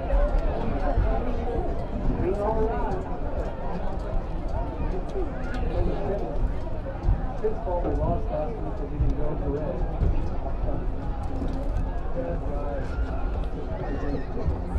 I didn't have to drive home.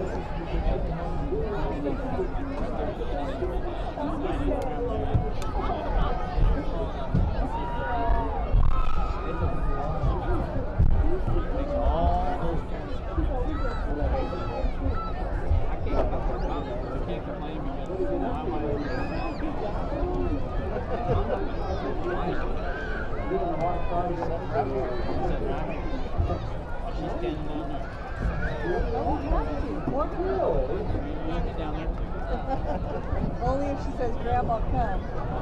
Grandma, come.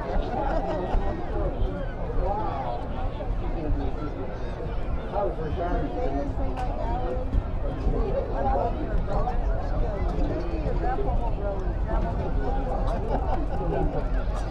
I have to say how retirement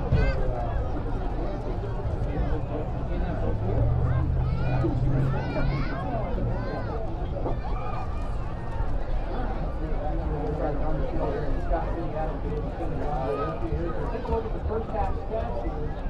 These are the stats here for Scott City in Hoisington. In the first half, some of the teams that were 7 first downs. 7 first downs, but they had 20 carries on the ground for 111 yards in the first half. Combined Aguilar and Aguilar Caden Morales for 10 yards in the first half. That's completion by Aguilar to Mason Martin. So 120 yards.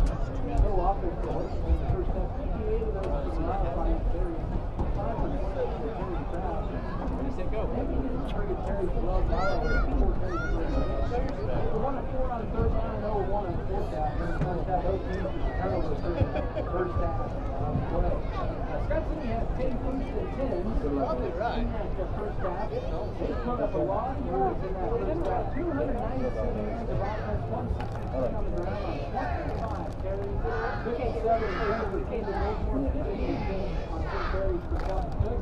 James Jackson 5 for 56 and a touchdown in that first half. Caden More 27 passing, 134 yards, 2 touchdowns.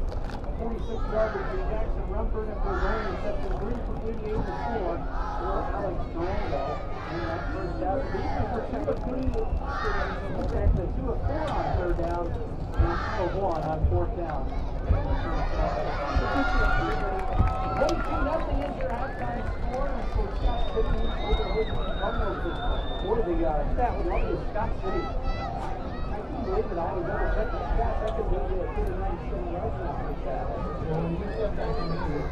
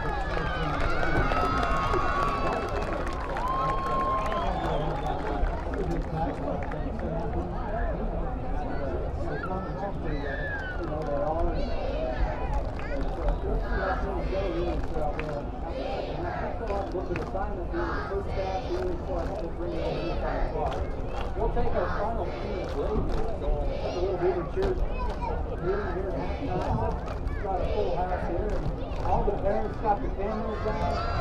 Taking on the laptop there in front of the boundary there on the football field. Oh, that brings the crowd. It does, from 30 to the 20, with people, you know, 3 or 4 deep, and taking pictures, and just as long as there's no,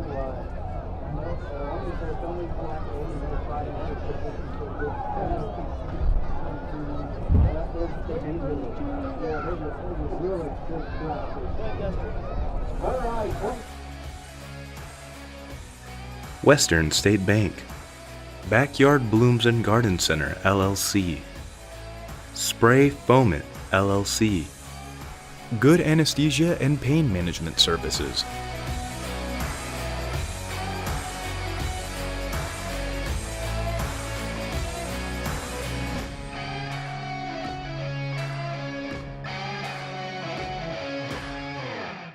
Scott City Eye Center has been a leading provider of optometry services and vision care products in the Scott City community since 1999. Our experienced eye doctors offer comprehensive vision examinations that our Scott City Optometry office specializes in the diagnosis and treatment of a wide array of eye diseases, conditions, and problems. We use advanced diagnostic technology, and we are committed to improving the quality of life. Give yourself the gift of clear vision by scheduling an appointment with Dr. Joshua Gooden, OD, today. At Red Barn Enterprises, we offer a full range of products to boost your farming success. As your locally owned Axis Seed regional company, we offer products to support the health and productivity of your crop. With a wide selection from BW Fusion, Meristem Crop Performance, and Pivot Bio, we have everything you need to protect your crop from abiotic stresses and feed it for top yields. Proudly supporting the Beavers, Red Barn Enterprises is your local partner committed to your crops and community. There's nothing more spacious than Western Kansas, and nobody closer than our communities. We are determined to keep our communities connected to schools, kids to teachers and parents. We believe a connected world is a better place. We are more than what we do for our hometowns. It's what we do with our hometowns. S&T is proud to be your family, your friends, your neighbor. As your local community foundation, we are dedicated to preserving local wealth so the communities in and around Scott County will forever remain an attractive place to live, work, and raise a family. We respond to the needs of our community through grant making, scholarships, and other special projects. Visit us online at scottcf.org.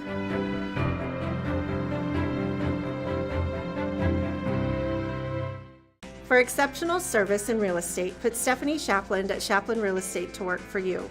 Property homework is what we do best at Shapland Real Estate. We put forth every effort to get results that move you. Our expertise in buying and selling residential, commercial, and agriculture property is built on the tradition of trust and thoroughness that you deserve. Shapland Real Estate takes pride in our community and in cheering on our students in all that they do. Give Shapland Real Estate a call or visit our website today. Western State Bank proudly supports Scott Community High School students and athletes as they prepare for another great year of achievements. Just as our students prepare for another successful year, we encourage you to be prepared for whatever life may bring you. Stop in and talk with the knowledgeable staff at Western State Bank, whether it be a new home loan, financing for your business, or any one of our checking and savings account options. We're here to help you. Make sure to check out all of our internet banking options provided at WSBKS.com. Western State Bank, member FDIC. And as always, go break. Let's start off with some scores in the Great West Activity Conference. Two of the next three opponents for Scott City are playing at Holcomb tonight. It's Holcomb 28, Ulysses 8. At Denonfield and Colby tonight, 2-0 Colby and 0-2 Cimarron. This is a close game still, 14-0 Colby with the lead over Cimarron at the break. No change down at Lakin. They went to halftime there. It's Hugoton 18, Lakin 16. Those are 2-0 teams right there, and I knew that would be a pretty good game coming into tonight, and it's built up to what we thought so far. Yeah, I was with you. I thought Hugoton would probably pull it out, but I still thought it'd be a good game. All right, and last check, it was Goodland at the end of the first quarter all over the Oakley Plainsmen. They were the heavy favorites in that one. That's 30-0 in the second quarter. It was 23-0 after one. It's last check 30-0, and an old Northwest Kansas League battle there between those two teams tonight. Yeah. That goes way back to 100 years ago. 100 years ago. That's right. Scott City used to play Oakley. And now Oakley in the Mid-Continent League. Yeah, isn't that crazy? Things have just changed. Oh, yes. Yeah. Things are just different. Scott City used to play Oakley too. That's been 30-plus years ago. Yeah. Some other 3A scores of interest. Marysville and Wamego. It's Wamego 20, Marysville 14. That's a good 3A, 4A NCKL matchup. Clay Center out of league tonight playing the Lewisburg Wildcats 7-7. I'm curious. Clay Center. Okay. Yeah. Rock Creek playing 5A Bonner Springs and having their way. I think it's 28-0 there. Holton, the 3A, playing 2A Royal Valley. Royal Valley, I can't believe they're 2A now in football. All those years they were 3A, maybe 4A. Yeah. But it's 14-8 for Holton. They're looking for their first win. Hayden, they're all over Bishop Ward, 56-0. No surprise there. And Wellington and Clearwater. Wellington 0-2, but they may be, as Coach Turner described them, maybe the best 0-2 team in 4A. Really? They're barely losses to Collegiate and Andale. They only lost to Andale by 8, 56-48. Oh, I saw that score. Yeah. Well, they're ahead of Clearwater 21-14 here at the break. Well, thanks to everybody tuning in. We're also streaming on 99.9 The Rock here as they're still in a lightning delay in Wichita. So. That back to that Andale. Yeah. Can you imagine 56-48? Yeah. And how long that game would have taken? Whew. Yeah. Think about that. There's a lot of Gatorade position after that game. And the second thing I thought was, is Andale passing? Yeah.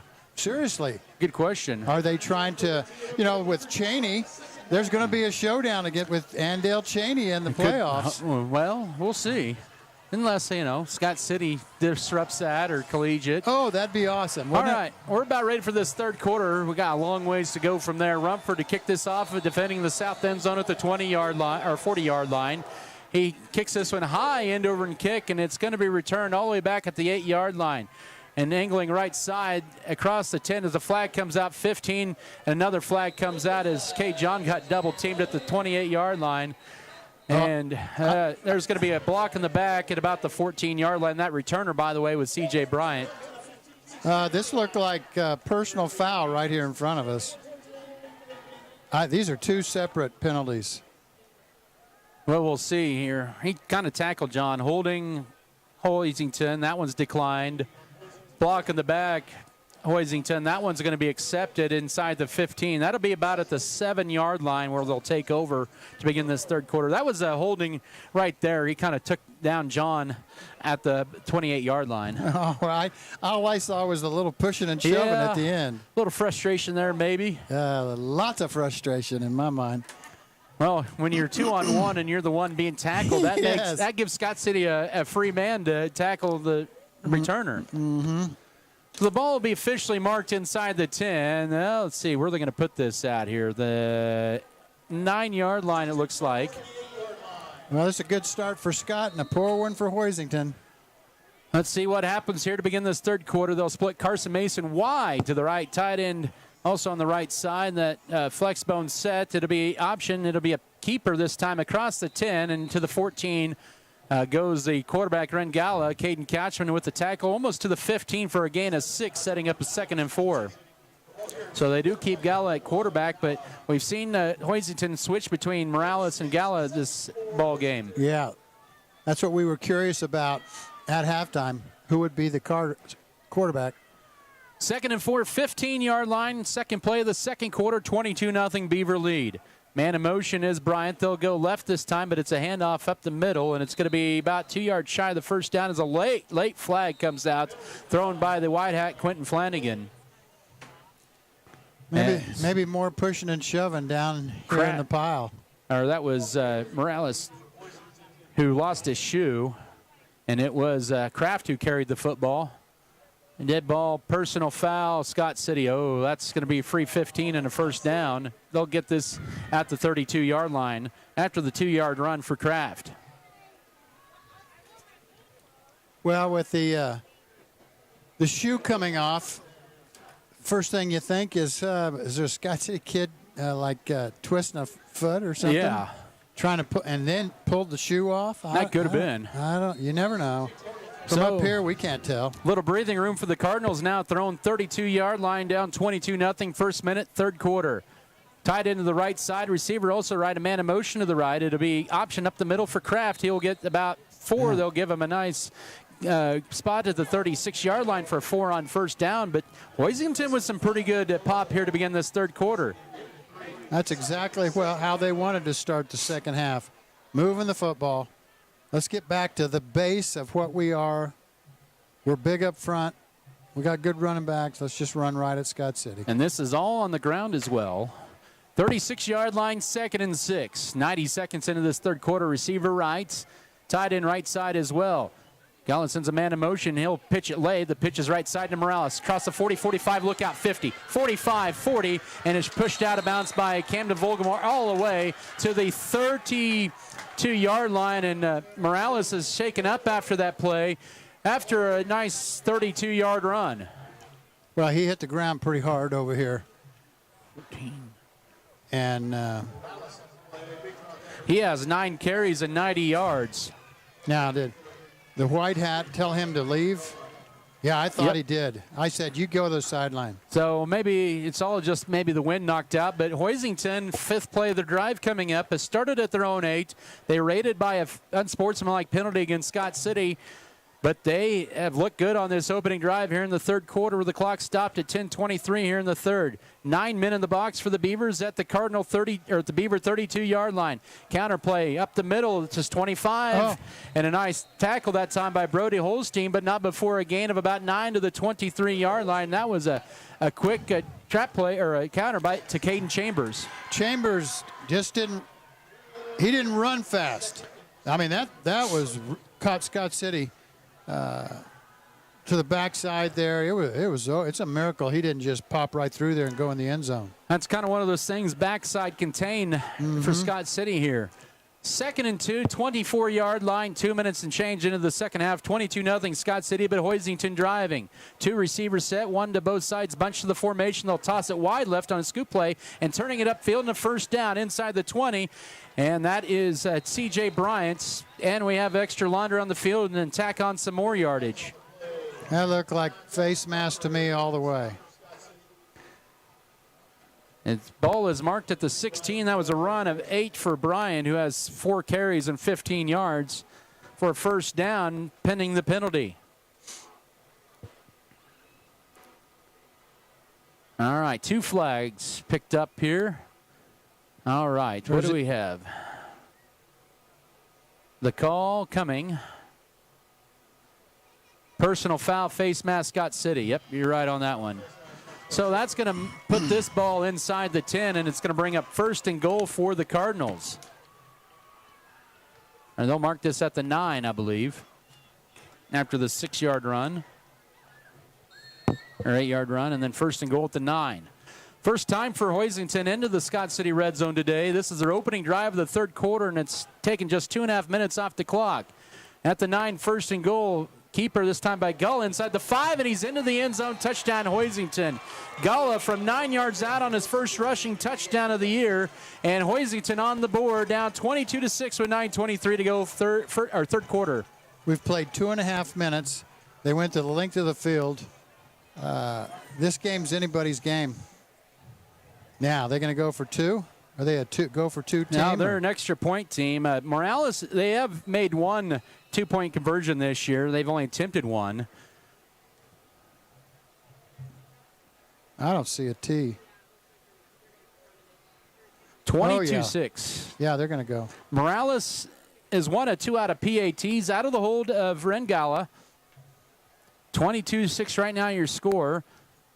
Snap, plays down, kick is on the way. He's 1 out of 2 and now 2 out of 3 on the year. Hoisington with an impressive opening drive to begin this third quarter, aided by a couple of Scott City penalties. 9:23 to go, third quarter, 22-7 Beaver lead. Back in 30 seconds, this is Scott City football.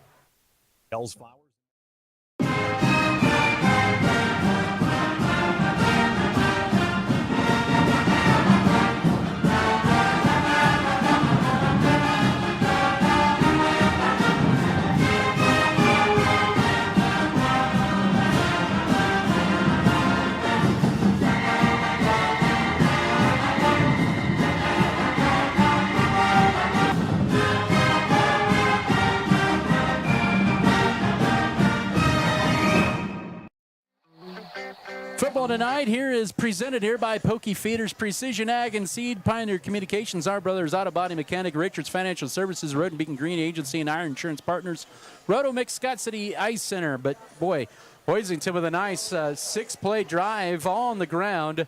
They cover 91 yards, 24 yards of those are penalty yardage by Scott City, and they take just 2:27 off the clock, a 9-yard run for Rengala. Talon Morales, who had a nice 36-yard or 32-yard run in there as well. He kicks in the extra point. Look where they're going to kick off from the hash. The right hash. He did that to begin the ball game, and it's 22-7. This is the first time in 10 quarters that Hoisington has scored on Scott City. Really? You got to go back to the playoff game of 2009 and the regional game here at Darner Field. 3 meetings will be more specific there. Yeah. That's okay. This is the first meeting. It's fun to say those things. Yes. First meeting in 11 years between the two squads. Baird was an assistant coach. He was a defensive coordinator back then. Here's an eye, end over kick. This is going to take Kochman at his own 2-yard line up the middle, 10, 15, 20. 23-yard line, and is immediately planted by C.J. Bryant.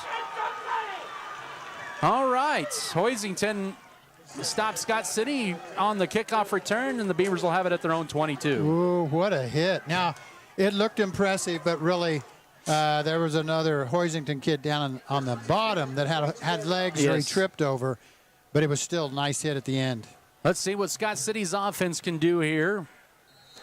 They'll split Alex Tarango wide to the right. Do they know he's even out there? Oh, well, they do now. Rumford to left, half-wing formation. Right side to Kelton Cook. He will take it for maybe a yard and is driven back, and Hoisington has the momentum on their side. They actually give him no gain for Cook. 2nd and 10. Well, I'll tell you what, Mojo is on the other side of the field at the moment. We'll see if it continues that way. Scott City breaks a big one. It'd come back over here, but Hoisington, they are excited. And it'll be 2nd and 10 here with 8:45 here in the third quarter. Beavers 22, Cardinals 7. Leitner will be split to the right, tight end to the left side, pistol wing T, Tarango in motion. Play fake is rolling to his right as Volgamore steps up, looks downfield, pass is going to be caught for a first down. Oh, wow. Right at the 33-yard line by Alex Tarango. He is right at 99 yards on 4 receptions, and it's a Scott City 1st and 10. I thought the Hoisington kid was going to pick it off. I did too. He broke late and almost got it. But hey, this is a game of inches, man. New set of downs. That was broken on late there, it looked like, by Mason Martin. Ball at the 33-yard line here with 8:28 in the third stanza. We're sure taking a long time. They're resetting the play clock here as well. Okay.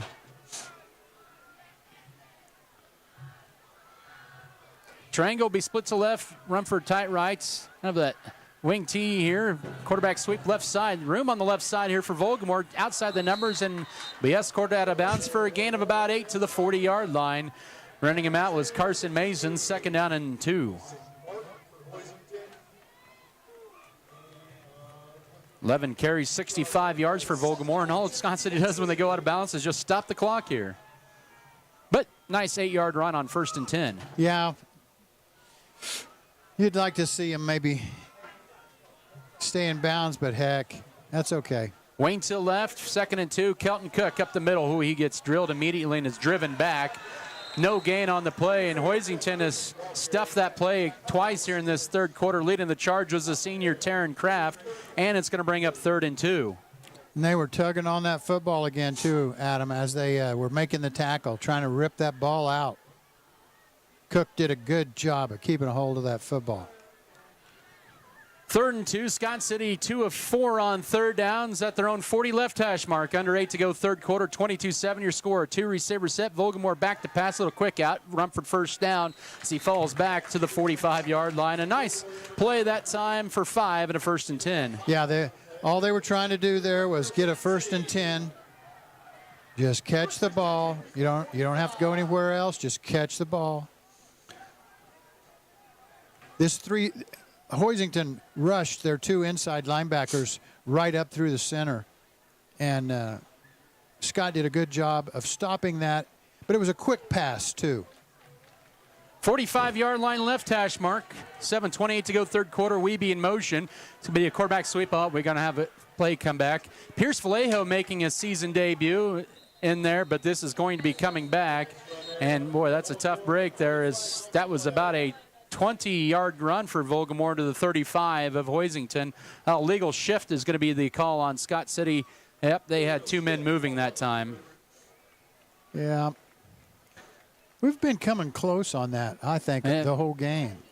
Weeby in motion, and one man was kind of leaning in his stance there, and that's going to be called every time. So 1st and 15, 35-yard line for Scott City. That's all right. Call the same play. Do it again. Scott City trying to head to the north end zone here in this third quarter. Triangle will be split to the left. Or nope, he's going to go-get the play, excuse me. It's it from offensive coordinator Brian Gentry. Reed Felker, the sophomore center, to hover over the football. Scott City may have to call a timeout here. They have 3 to snap it. Oh, that's going to be another. Oh, we get the timeout before that. That might have saved an illegal shift on the Beavers, and it does. All right, timeout on the field. 6:54 to go, third quarter, 22-7 for Scott City. We'll be back in 30 seconds. This is Scott City football.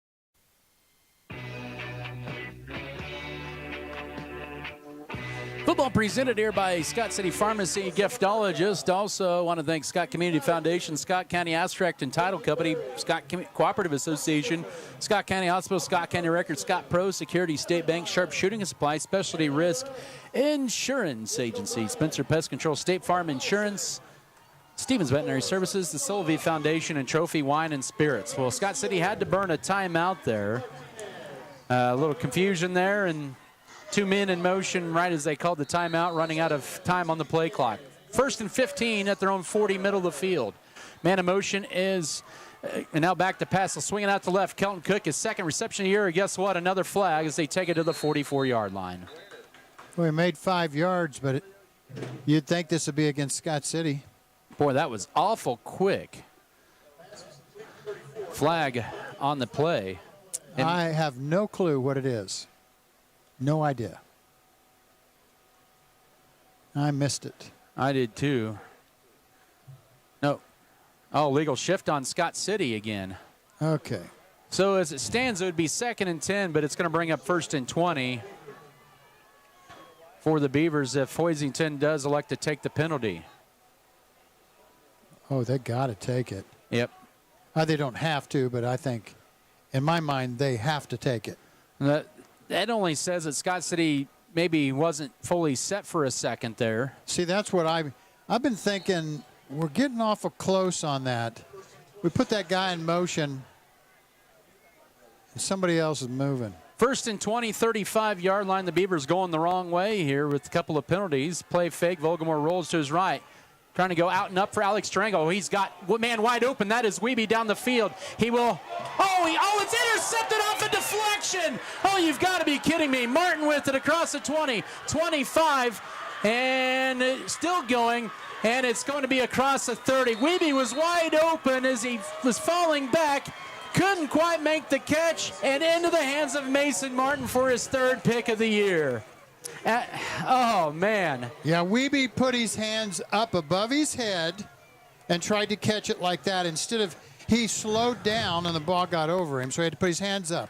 Instead of continuing to run and let the ball come into his body, had his hands up, and as he falls down, the ball gets tossed up in the air right to the Hoisington player.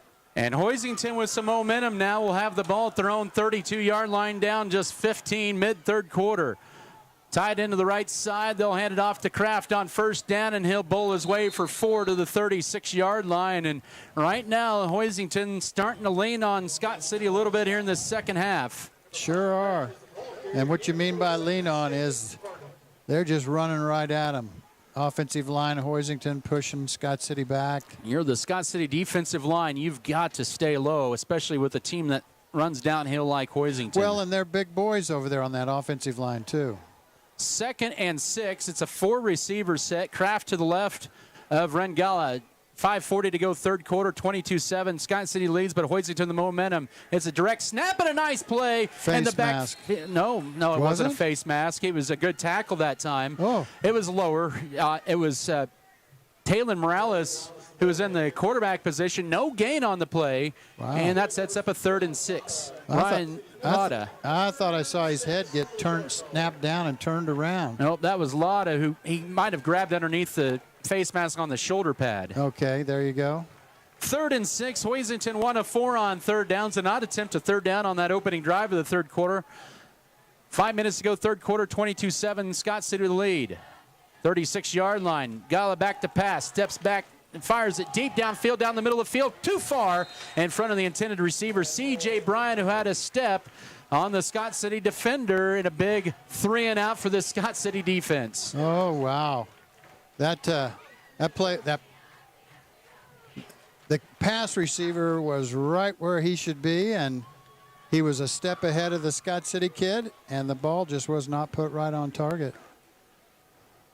Alex Tarango deep to return this kick. It's Taylon Morales. Now you got to think about this. If you're Scott City, Morales has attempted one pass. You got to watch for a fake, but this is a high snap. He's just going to kick this one away, and he shanks this one. Right side, and it's going to roll at the 49 of Scott City and roll forward to the 49 of Hoisington, a net 13-yard punt. Scott City played that play with 10 kids on the field. Been probably about an hour of actual time since Scott City had their punt unit out there last, so that could have been why. Yeah, it could be. Somebody forgot they were supposed to be there.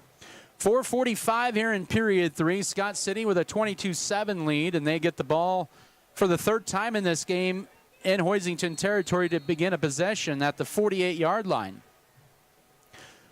Kelton Cook is going to be out on this series, or his first play of this series, I should say. Pierce Vallejo is the pistol back, or now he'll be to the right of Vogelmore as they send Weeby in motion. It's a quarterback sweep right side. Vogelmore turns it upfield and gains maybe 3 to the 45 on first down, where he was swallowed up that time by Colin Motter. 2nd and 7. Well, Scott City would like to just run the ball slowly, use up clock, get in the end zone one more time.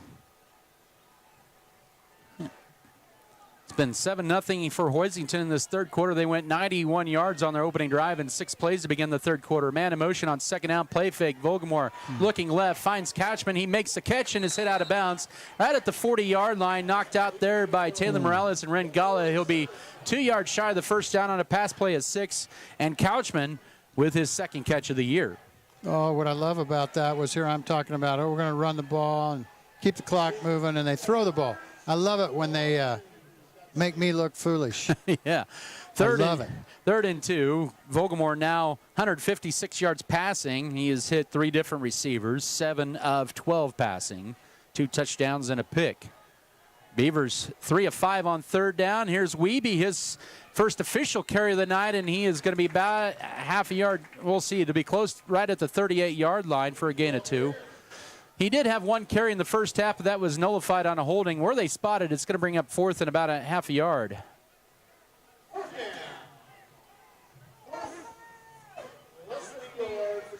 Fourth and 1 for Scott City. They just need to get it across the 38. 3:40 here in the third quarter. Beavers 0 of 1 on fourth down tonight. Pistol wing T. Now they move Weeby over to the right side. This will be Vogelmore going right. Oh, he did not get it. He fumbled it late, and it's recovered by Hoisington. Oh, they're lucky Hoisington didn't pick that ball up and run with it. Oh, they are. Well, I don't know if he would have gotten the first down, but a fumble, and Scott City 2 possessions in this second half and 2 turnovers, and Hoisington will set up at their own 43-yard line. Well, that was set up for a scoop and score. They had 3 or 4 Cardinals around the football, and there were only 2 guys in position to make a tackle if that ball would have been picked up and run by Hoisington. Wow. So far, yeah. That's good hit. They dove on it for Scott City. First and 10 Cardinals at their own 43-yard line, left hash mark. 3:28 here, third quarter. Cardinals will send Morales in motion. It'd be option keeper by Gala, and he gets 6 yards on first down to the 49 as Caden Couchman hangs on for dear life. 2nd and 4 coming up. Well, I keep thinking one of these times Hoisington's going to break one of these, the quarterback, the running back, somebody's going to break through. It seems like they get real close, but Scott City's defense just gets right there and gets them. 2nd and 4, 49-yard line of Hoisington for the Cardinals. A receiver bunched to the right side, one to the left. Left hash mark, man in motion. It's going to be up the middle for Kraft, and second back, or he gets maybe 2 to the 49 of Scott City, setting up a 3rd down and 2. Actually, Gala who had the carry instead. Contreras really got into the backfield that time. Kind of messed that up for Hoisington. They still made positive yards, but he was right in between, got between the guard center, I think.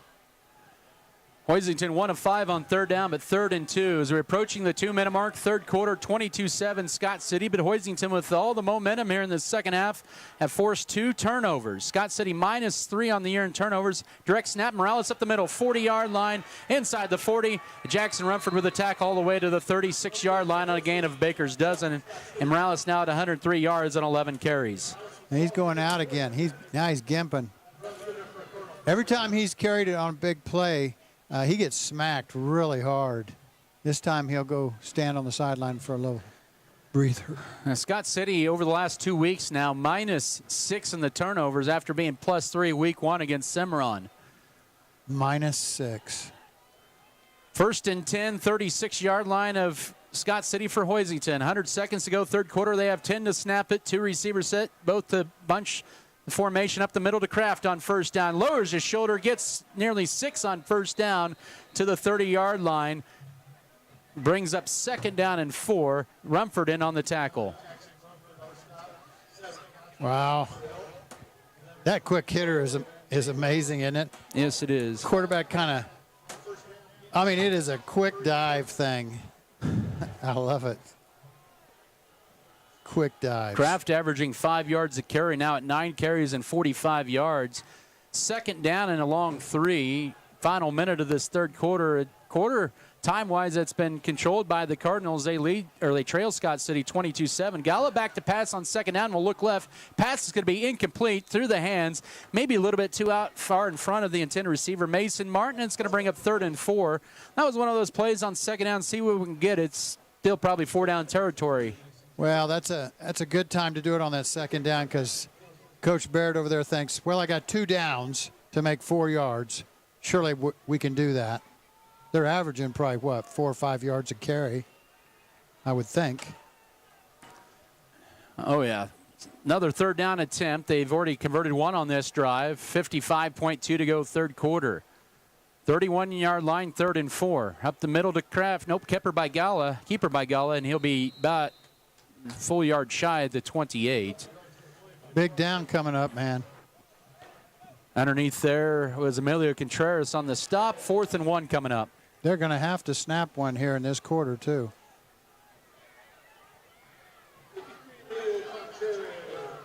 Contreras comes out. They bring in Baylor Vasquez, try to plug up the middle here on 4th and 1. Yep, there's about an 8-second differential between game clock and play clock. 4th end of a yard, 28-yard line.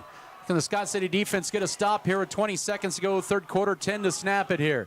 Under center's Gala. Sends a man in motion. Handoff left side to Kraft. He'll have the first down as the surge goes inside the 25 to the 24-yard line.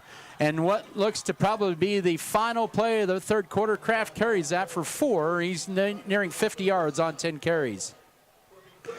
Yeah, I think that'll be the end of this quarter. See you in the next one. All right, a third quarter controlled by Hoisington. 2 turnovers by Scott City. 22-7 your score as we head to the fourth quarter here at Darner Field in week 3 of high school football. Coming back in a minute for the fourth quarter. This is Scott City football. At Red Barn Enterprises, we bring you the best products in agriculture through the Max Yield system, placing the right products on every field of your farm. Use Axis Seed, BW Fusion, Meristem Crop Performance, and Pivot Bio to enhance your crop's resilience and productivity today. Trust Red Barn Enterprises for all your crop needs and join us in cheering on the Beavers. Adding value to our community has been our priority since day one. That's why the Scott Co-op is here with 8 elevator locations, 2 service stations, 5 card trolls, bulk fuel and oil delivery, as well as a full-service agronomy department, including agronomy services, seed, chemical, fertilizer, and custom application. Visit us online at scottcoop.com or download our app for more information. Scott Co-op is a proud supporter of our local communities. 5 to 8.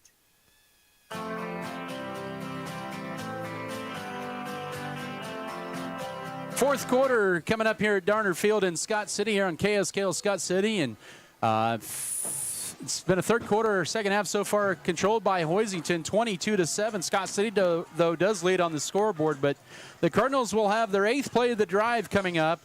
They have run 17 plays coming up in this third quarter. Scott City just 10.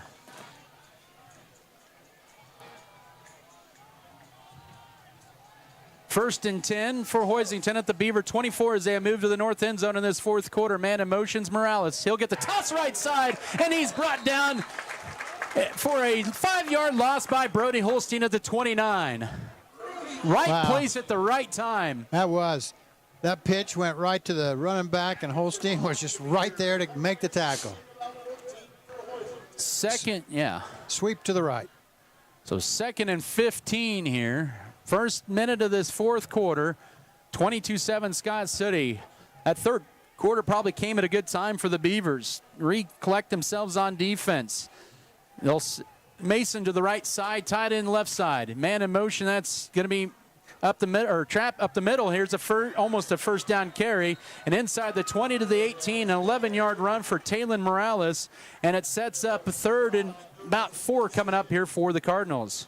I had a feeling when I was looking through the binoculars, he was going to get the ball. Just the way he was kind of jumping around there to get set. And he kept looking off to the right. Hoisington has definitely been effective on their counters more than anything else here in this game. Yes, they have. They'll split 2 receivers out, 1 to each side. 1 clear over to the wide side of the field. 3rd down and 4, 18-yard line. 5 to snap it. Gala dropping back to pass on 3rd down. Oh, that could have almost been a flag. He'll tuck it up and run, and Oscar Mendez knocks him backwards and out of bounds, a yard shy of the first down at the 15-yard line. That was awful close to being a holding called in the open there. Oh, I missed it.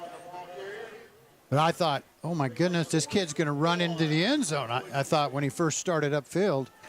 Good recovery that time by Mendez, stopping him actually about a yard and a half shy of the first down, just inside the 15. Hoisington has already converted 1 4th down on this drive. Big down. This is the 11th play of this drive with 10:30 to go. They have burned. They had the ball with a 3:28 mark of the third quarter. They're trying to decide what to do. They still haven't called the play. Now they're calling it. With 10 to snap it here. They've run almost 5 minutes of this clock. 4th and a yard. It's going to be a direct snap to Morales. Goes left side. He's got the first down inside the 15. Trying to go forward to the 10. He's pulled back by Couchman, but not before a gain of about 4 on 4th down by Morales. He is a hard-running kid. He is. Wow. And he was hit. Oh, now he's laying down. Is he going to? Oh, he's down. He has been punished tonight.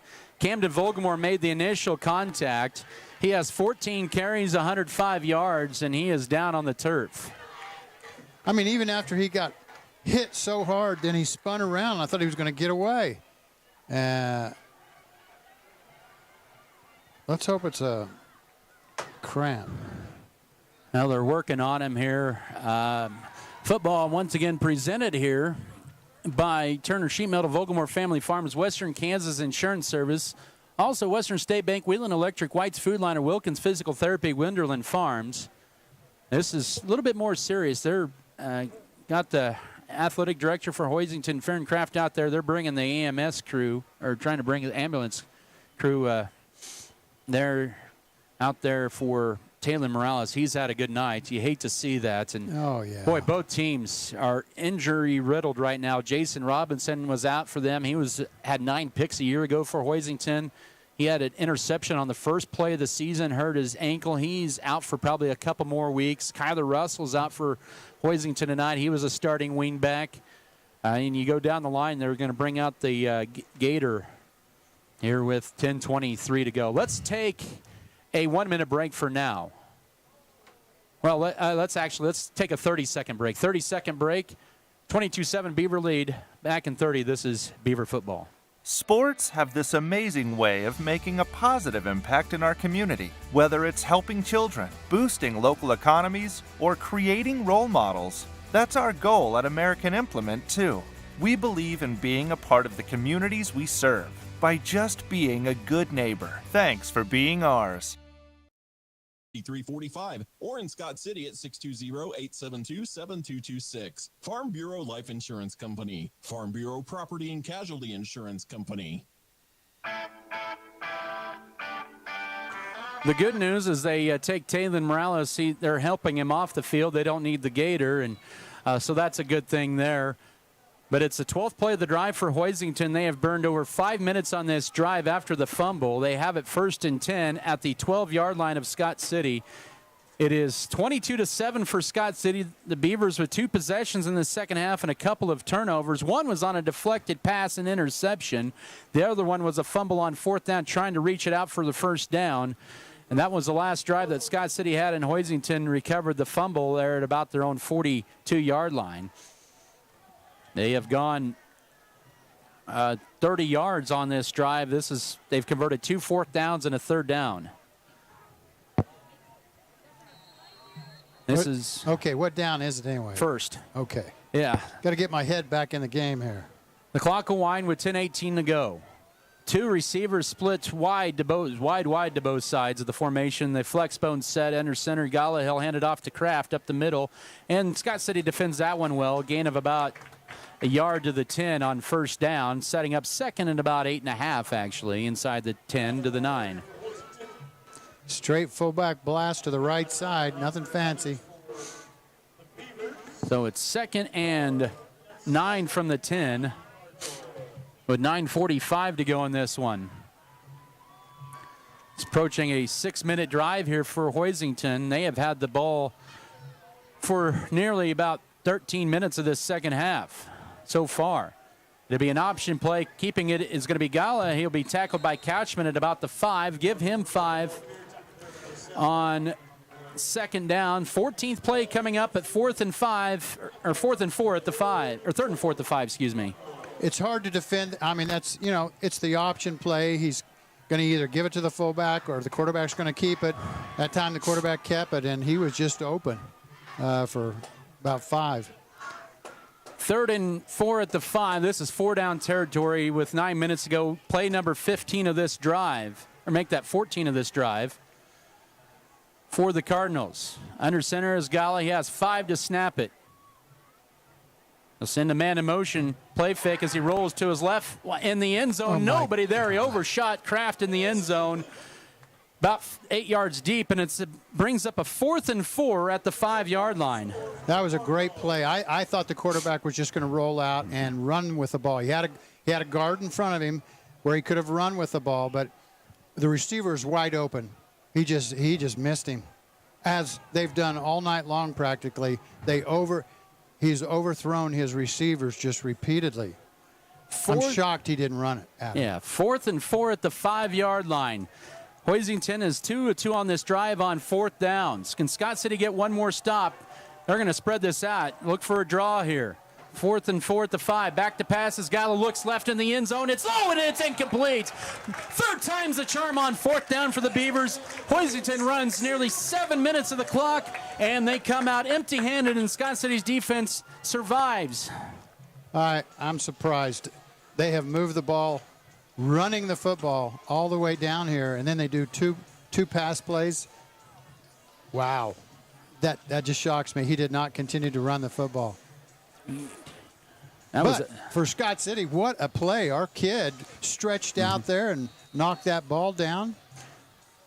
There's going to be a touchdown, probably. That was a 6-minute, 46-second drive and nothing for Hoisington. The Beavers at their own 6-yard line, 1st and 10. Vogelmoor sends a man in motion. It's Couchman on the left side. We'll turn it upfield. Now we'll bounce it out 10, 15, sidesteps 20, 23, 24-yard line, and that'll get Scott City out of a hole on a gain of 18 by Couchman.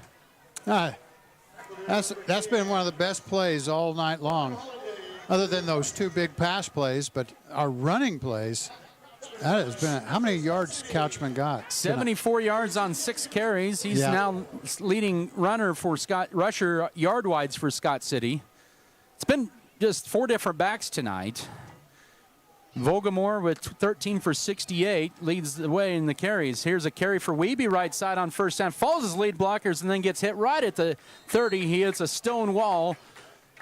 And a gain of 6 on 1st down, runs right into Coulter Hahn, the safety.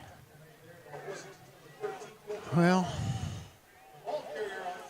with the sweep plays, it always takes more time running sweep plays. And right now, what we're trying to do is run out that clock. Carson Kinman, a sophomore, in there as Hoisington goes to more of a 4-down front, getting out of the 3-down lineman package. 2nd and 4, 30-yard line, middle of the field. Vogelmoor takes the direct snap. Now will bounce it to the outside, or trying to. He'll be stopped a yard shy of the 1st down by a flock of Cardinals at the 33-yard line, setting up a 3rd and 1.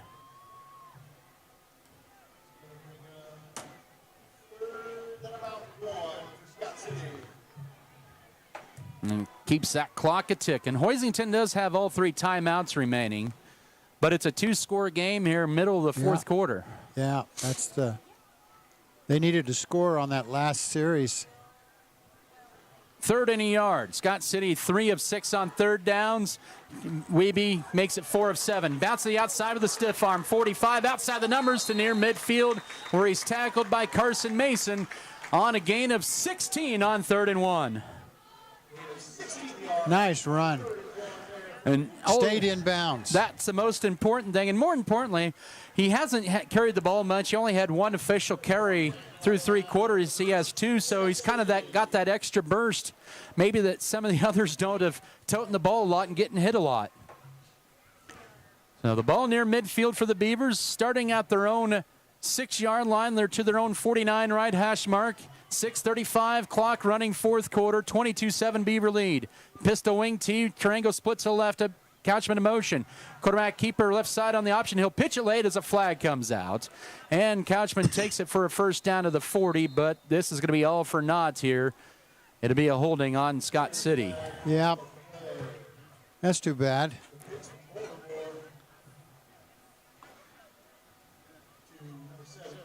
Well, we had a good run while it lasted. 7 penalties, 75 yards for the Beavers, and they'll have to go 20 yards for the 1st down at their own 49-yard line. That wipes off, that ends up being a 20-plus yard penalty with the 1st down carry to the 40 of Hoisington. Oh, yeah. That one hurt. Well, we're still got the ball, and we're running clock. It ends up being actually a rush of 1 and then the 10-yard penalty on top of that. Ball is going to be marked at the 40-yard line, 1st and 19. With 6:23 to go here in the 4th quarter. I believe Oscar Mendez did check in there. I think he's got a cramp. He's at the right guard. Mendez is in there at the right guard. Trips to the right. 1 to the left for Scott City. They'll swing it out right to Couchman. He'll make his 2nd reception of the night outside the numbers 45 and gets to midfield, gets the penalty yards back for 9. Shoved out right there by Mason Martin. 2nd and 11, they'll say. Just give him 8. And I was talking about Contreras on the sidelines. I knew what you were talking about. Yeah, they're stretching out his hammies and calves. That stops the clock with 6:08 to go, 4th quarter. Give him a gain of 8 to the 49, 2nd down and 10. Near the midway mark of this 4th quarter, 22-7 Scott City. Wing to the left is Wiebe. Rumford split to the right, twins to the left. As Camden Vogelmoor rolls to his left on 2nd and 10, steps up, fires wide open, 1st down. Alex Tarango trying to sidestep a guy, and then he's pushed out of bounds. Oh, that could have almost been a late hit, but there was a lot of momentum carrying there inside the 40 to the 37-yard line on a gain of about 13 on the play. Great pass. It's nice to have a quarterback that can throw and pass both and be on target. That's the 15th chain mover of the night for the Beavers at the 37. 113 receiving yards, career high for Trango on 5 receptions, including that 77-yarder in the second quarter. 5:59 to go. Handoff. Here's Kelton Cook up the middle. 35. Sidesteps 30. Drags the Cardinal. Pulling the sled to the 24-yard line for 13 more. That's like when you're pulling that sled your teammate in the weight room in the summertime. Oh, yeah. That's exactly right. Man, he looked good on that run. Just wouldn't be shut down. 13 carries, 67 yards for Cook tonight. They've showed the load in that backfield. They have 1471 for Volgamore, 1367 for Cook, 775 for Couchman. Couchman with his 8th carry of the night turns it upfield, and he'll get to the 22-yard line. He'll gain, about 2 on first down. But 2nd and 8, clock winding, 5:15 to go. Hugoton knocking off Lakin 32-22. Okay. And the Eagles 3-0 on the year. They will take on Colby, and I will make an early prediction of that game next week.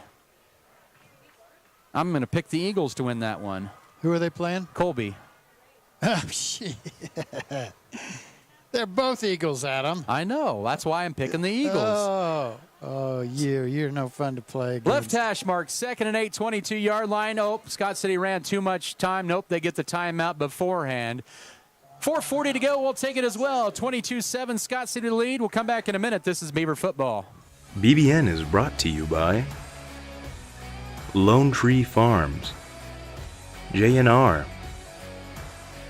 Next Tech Wireless, Pioneer Communications, S&T, Scott County Hospital, Scott Co-op, Security State Bank.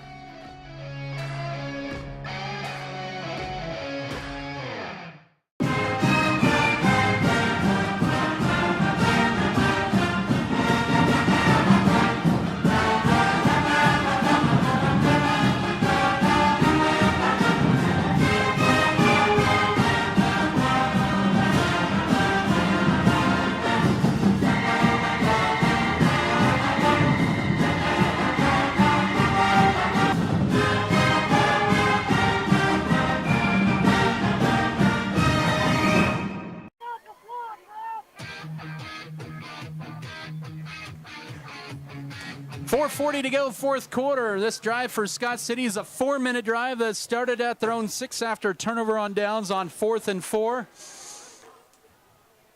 And they lead at 22-7. They've put together a nice drive. Play number 9 of this drive coming up for the Beavers. As Scott City's down to 1 timeout left, but they have the clock on their side. Volgamore on 2nd down swings it out to Rumford, a low throw, and this is he's going to pull the sled this time and maybe eke a yard out of it on just his 2nd catch of the night.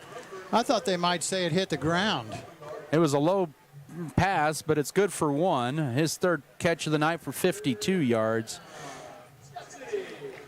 10 of 15 now for Volgamore, 179 yards on the night. And a big 3rd down coming up. 3rd down for Scott City there. 3 of 6 on 3rd downs. This is now play 9 of the drive. And they burned off 4.5 minutes, almost 5 minutes of this drive. The 21-yard line. Here's Volgamore. He rolls it up. Just run it. He does. Outside the numbers, 15, 10. 1st and goals. He is hit forward to the 5-yard line, or up into there, the 5-yard line on a 16-yard carry. He has 87 yards on 15 totes. Gives Scott City a 1st and goal to go with their 10th play of the drive coming up and taking the wind out of the sails of the Cardinals. Oh, we sure have, Adam. That is a good way, good, accurate description. And you got to wonder, Scott City stopping Hoisington at the 5-yard line on 4th down may have deflated them a little bit. Absolutely, it had to. And losing Morales. Yes. That was big as well. Goal to go at the 5. Handoff up the middle, and hitting a stone wall was Couchman for maybe 1 to the 4. but it'll bring up 2nd and goal at the 4 with clock winding. 3:20 to go in this one. Yeah, that stop of Hoisington up here on the north end, and then this big long drive. This is just what Scott City had ordered up. Even Scott City tonight, even though they haven't scored in this second half, their drives have been stalled by mistakes. I mean, tipped on interception on a juggled pass and then a fumble, and then the blocked field goal after holding on their opening series. 2nd down, and here's a keeper by Volgamore, and he's going to take it right back to the 4, and that just runs a few more seconds off the clock. Tackle made by Colin Motter at the 4, no gain, 3rd and goal. Yeah, essentially this doesn't matter if we score or not. We're just eating the clock up. We'll still, even at 4th down, they might run the ball. A field goal would probably make this a 3-score game and would pretty much all but end it here. Yes, it would. 3rd down and goal, and Hoisington, they're going to burn one of their 3 timeouts with 2:19 to go. We'll keep it right here real quickly. They're going to be down to 2 timeouts. This is a 6-minute drive in 23 seconds after Scott City's defense was on the field for 6:46 in that 3rd and 4th quarter. Here it's 3rd and goal coming up for Scott City at the 4. I think we were lucky that they called timeout. I thought 2 Beavers were moving at the same time, and there would have been a 5-yard penalty on us. 2:19 to go. Don't forget, Scott City's at Ulysses next Friday night. It'd be good to face the Tigers in varsity competition. It's been 3 years.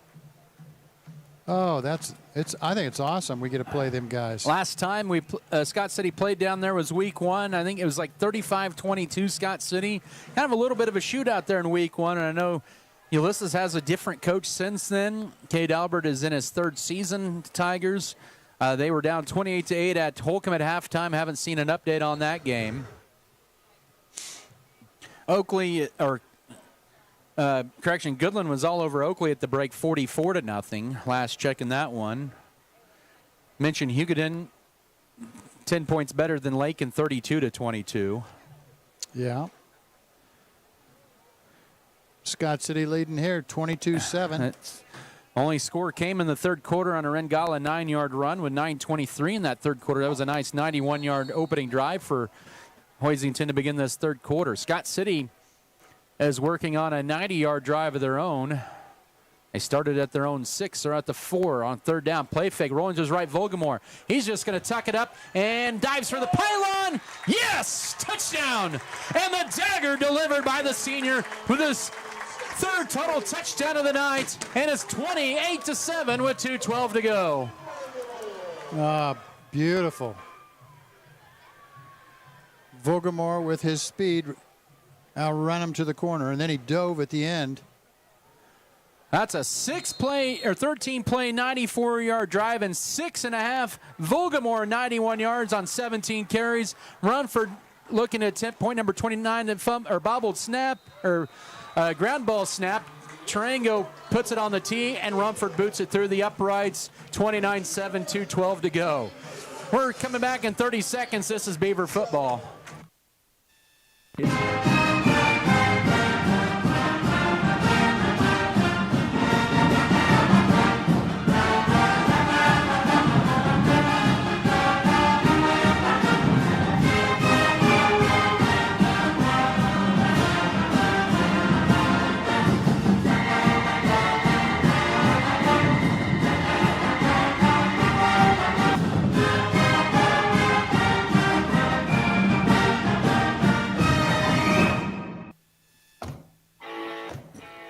Scott City denied Hoisington on 4th down 6.5 minutes ago at the 6-yard line.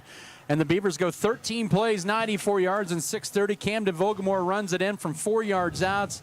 And Jackson Rumford puts an exclamation point on the night with his 2nd PAT to make it 29-7 with 2:12 to go. And Hoisington, they have not been 0-3 since 2003, and they are 2 minutes and 12 seconds away.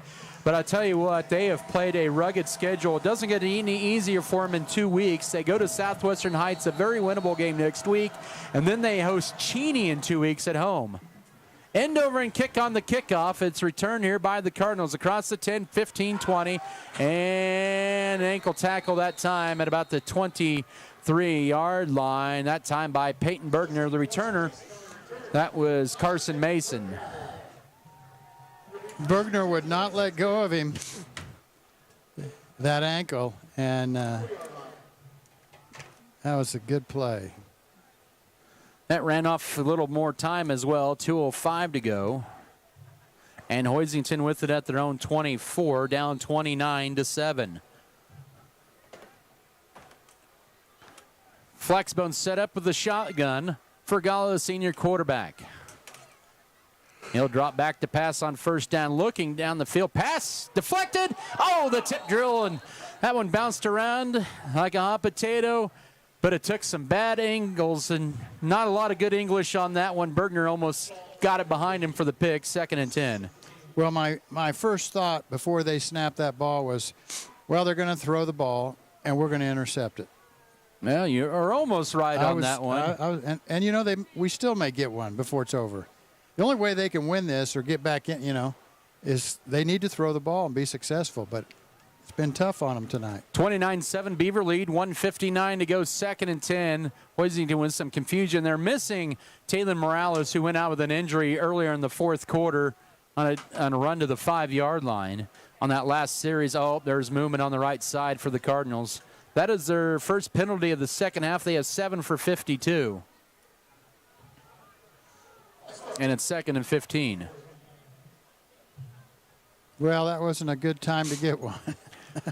So Scott City, yeah. They're never a good time to get penalties. Scott City will have their final non-district game next week at Ulysses, and then they will host the Hugoton Eagles for homecoming on the 4th of October. 2nd and 15, 19-yard line of Hoisington for the Cardinals with 1:58 to go. Man in motion, it'll be option. They'll pitch it over the left side, and nice breaking speed that time by Volgamore with no gain on the play that time for C.J. Bryant. And Volgamore closed that gap in a rush. Yes, he did. Quickly got there. 3rd and 15 with 1:35 to go.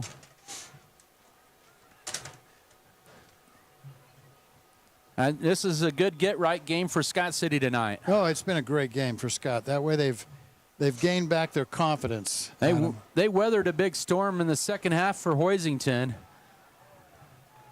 And they're going to come out with a 2-1 record out of this. Toss right side on 3rd down. That was Junior Mason there. Couldn't quite get to the ball carrier. And he stumbles ahead to Caden Chambers across the 20. And they will mark him at the 25-yard line for a gain of 6. 4th and 9 for the Cardinals with 54 seconds to go. Holcomb winning 42-12, or 42-16 tonight, over Ulysses. This is Scott City's first Week 3 victory since 2019. Really? We usually lose this week? It's been 20, 20, and 21. High snap here is new punter in for Hoisington. That was a nice punt. It takes it across the 40, 35, inside the 30, and then picked up on the run by Tarango, 35. He's got a lot of room right side. Jukes a man across the 40. And still going. That just runs some more time, and he'll run it out of bounds at the 40. We have a flag on the play at the end of that one. Yeah. Now we got a late flag. Yeah, definitely a shove out of bounds by Scott City. Now, I don't know if the white hat called the same play. 2 flags on the play with it, 17.1 to go. I believe that was Carson Mason on the punt, if I'm not mistaken. Pretty quick enough, I couldn't get the number. All right, what are we going to get here? Coach Turner wants in on the conversation with the officials. And all that did was run off a bunch of time as well by Tarango doing a good job of that. Yep, it was. And he decided at the end, do the old Deion Sanders, it's a business decision, and step out of bounds. That it was. Well, in 24 hours, K-State's going to kick off against BYU down in Provo. Oh, yeah, you told me that's at 9:30 at night. First Big 12 after dark game for Kansas State tomorrow night. It's going to be really after dark, at least here. Yeah. Well, look at that moon over there. Yeah. All right, out of all that, personal foul, Scott City declined. Block in the back on Scott City. First down. So they marked this at the – so they declined the personal foul but took the 10-yard penalty to the 35-yard line. All right. Let's just be a kneel down. It doesn't matter in the grand scheme of things. Victory formation. Vogelmore takes a knee. And that'll do it here from Darner Field. The Beavers 2-1 on the year. As I mentioned, in 2019 and 20, they lost, or 20 and 21, they lost to Cimarron. It was Millwood in week 3 and 22 and 23. It was 2019 when they won at Goodland in week 3. The Beavers are 2-1 on the year, as that is it. 29-7, Scott City with the win over the Hoisington Cardinals to get to 2-1. Hoisington drops to 0-3 on the season. Post-game coverage to begin in 3 minutes. This is Scott City Beaver football. Miller Veterinary Clinic in Scott City loves to take care of your large or small animals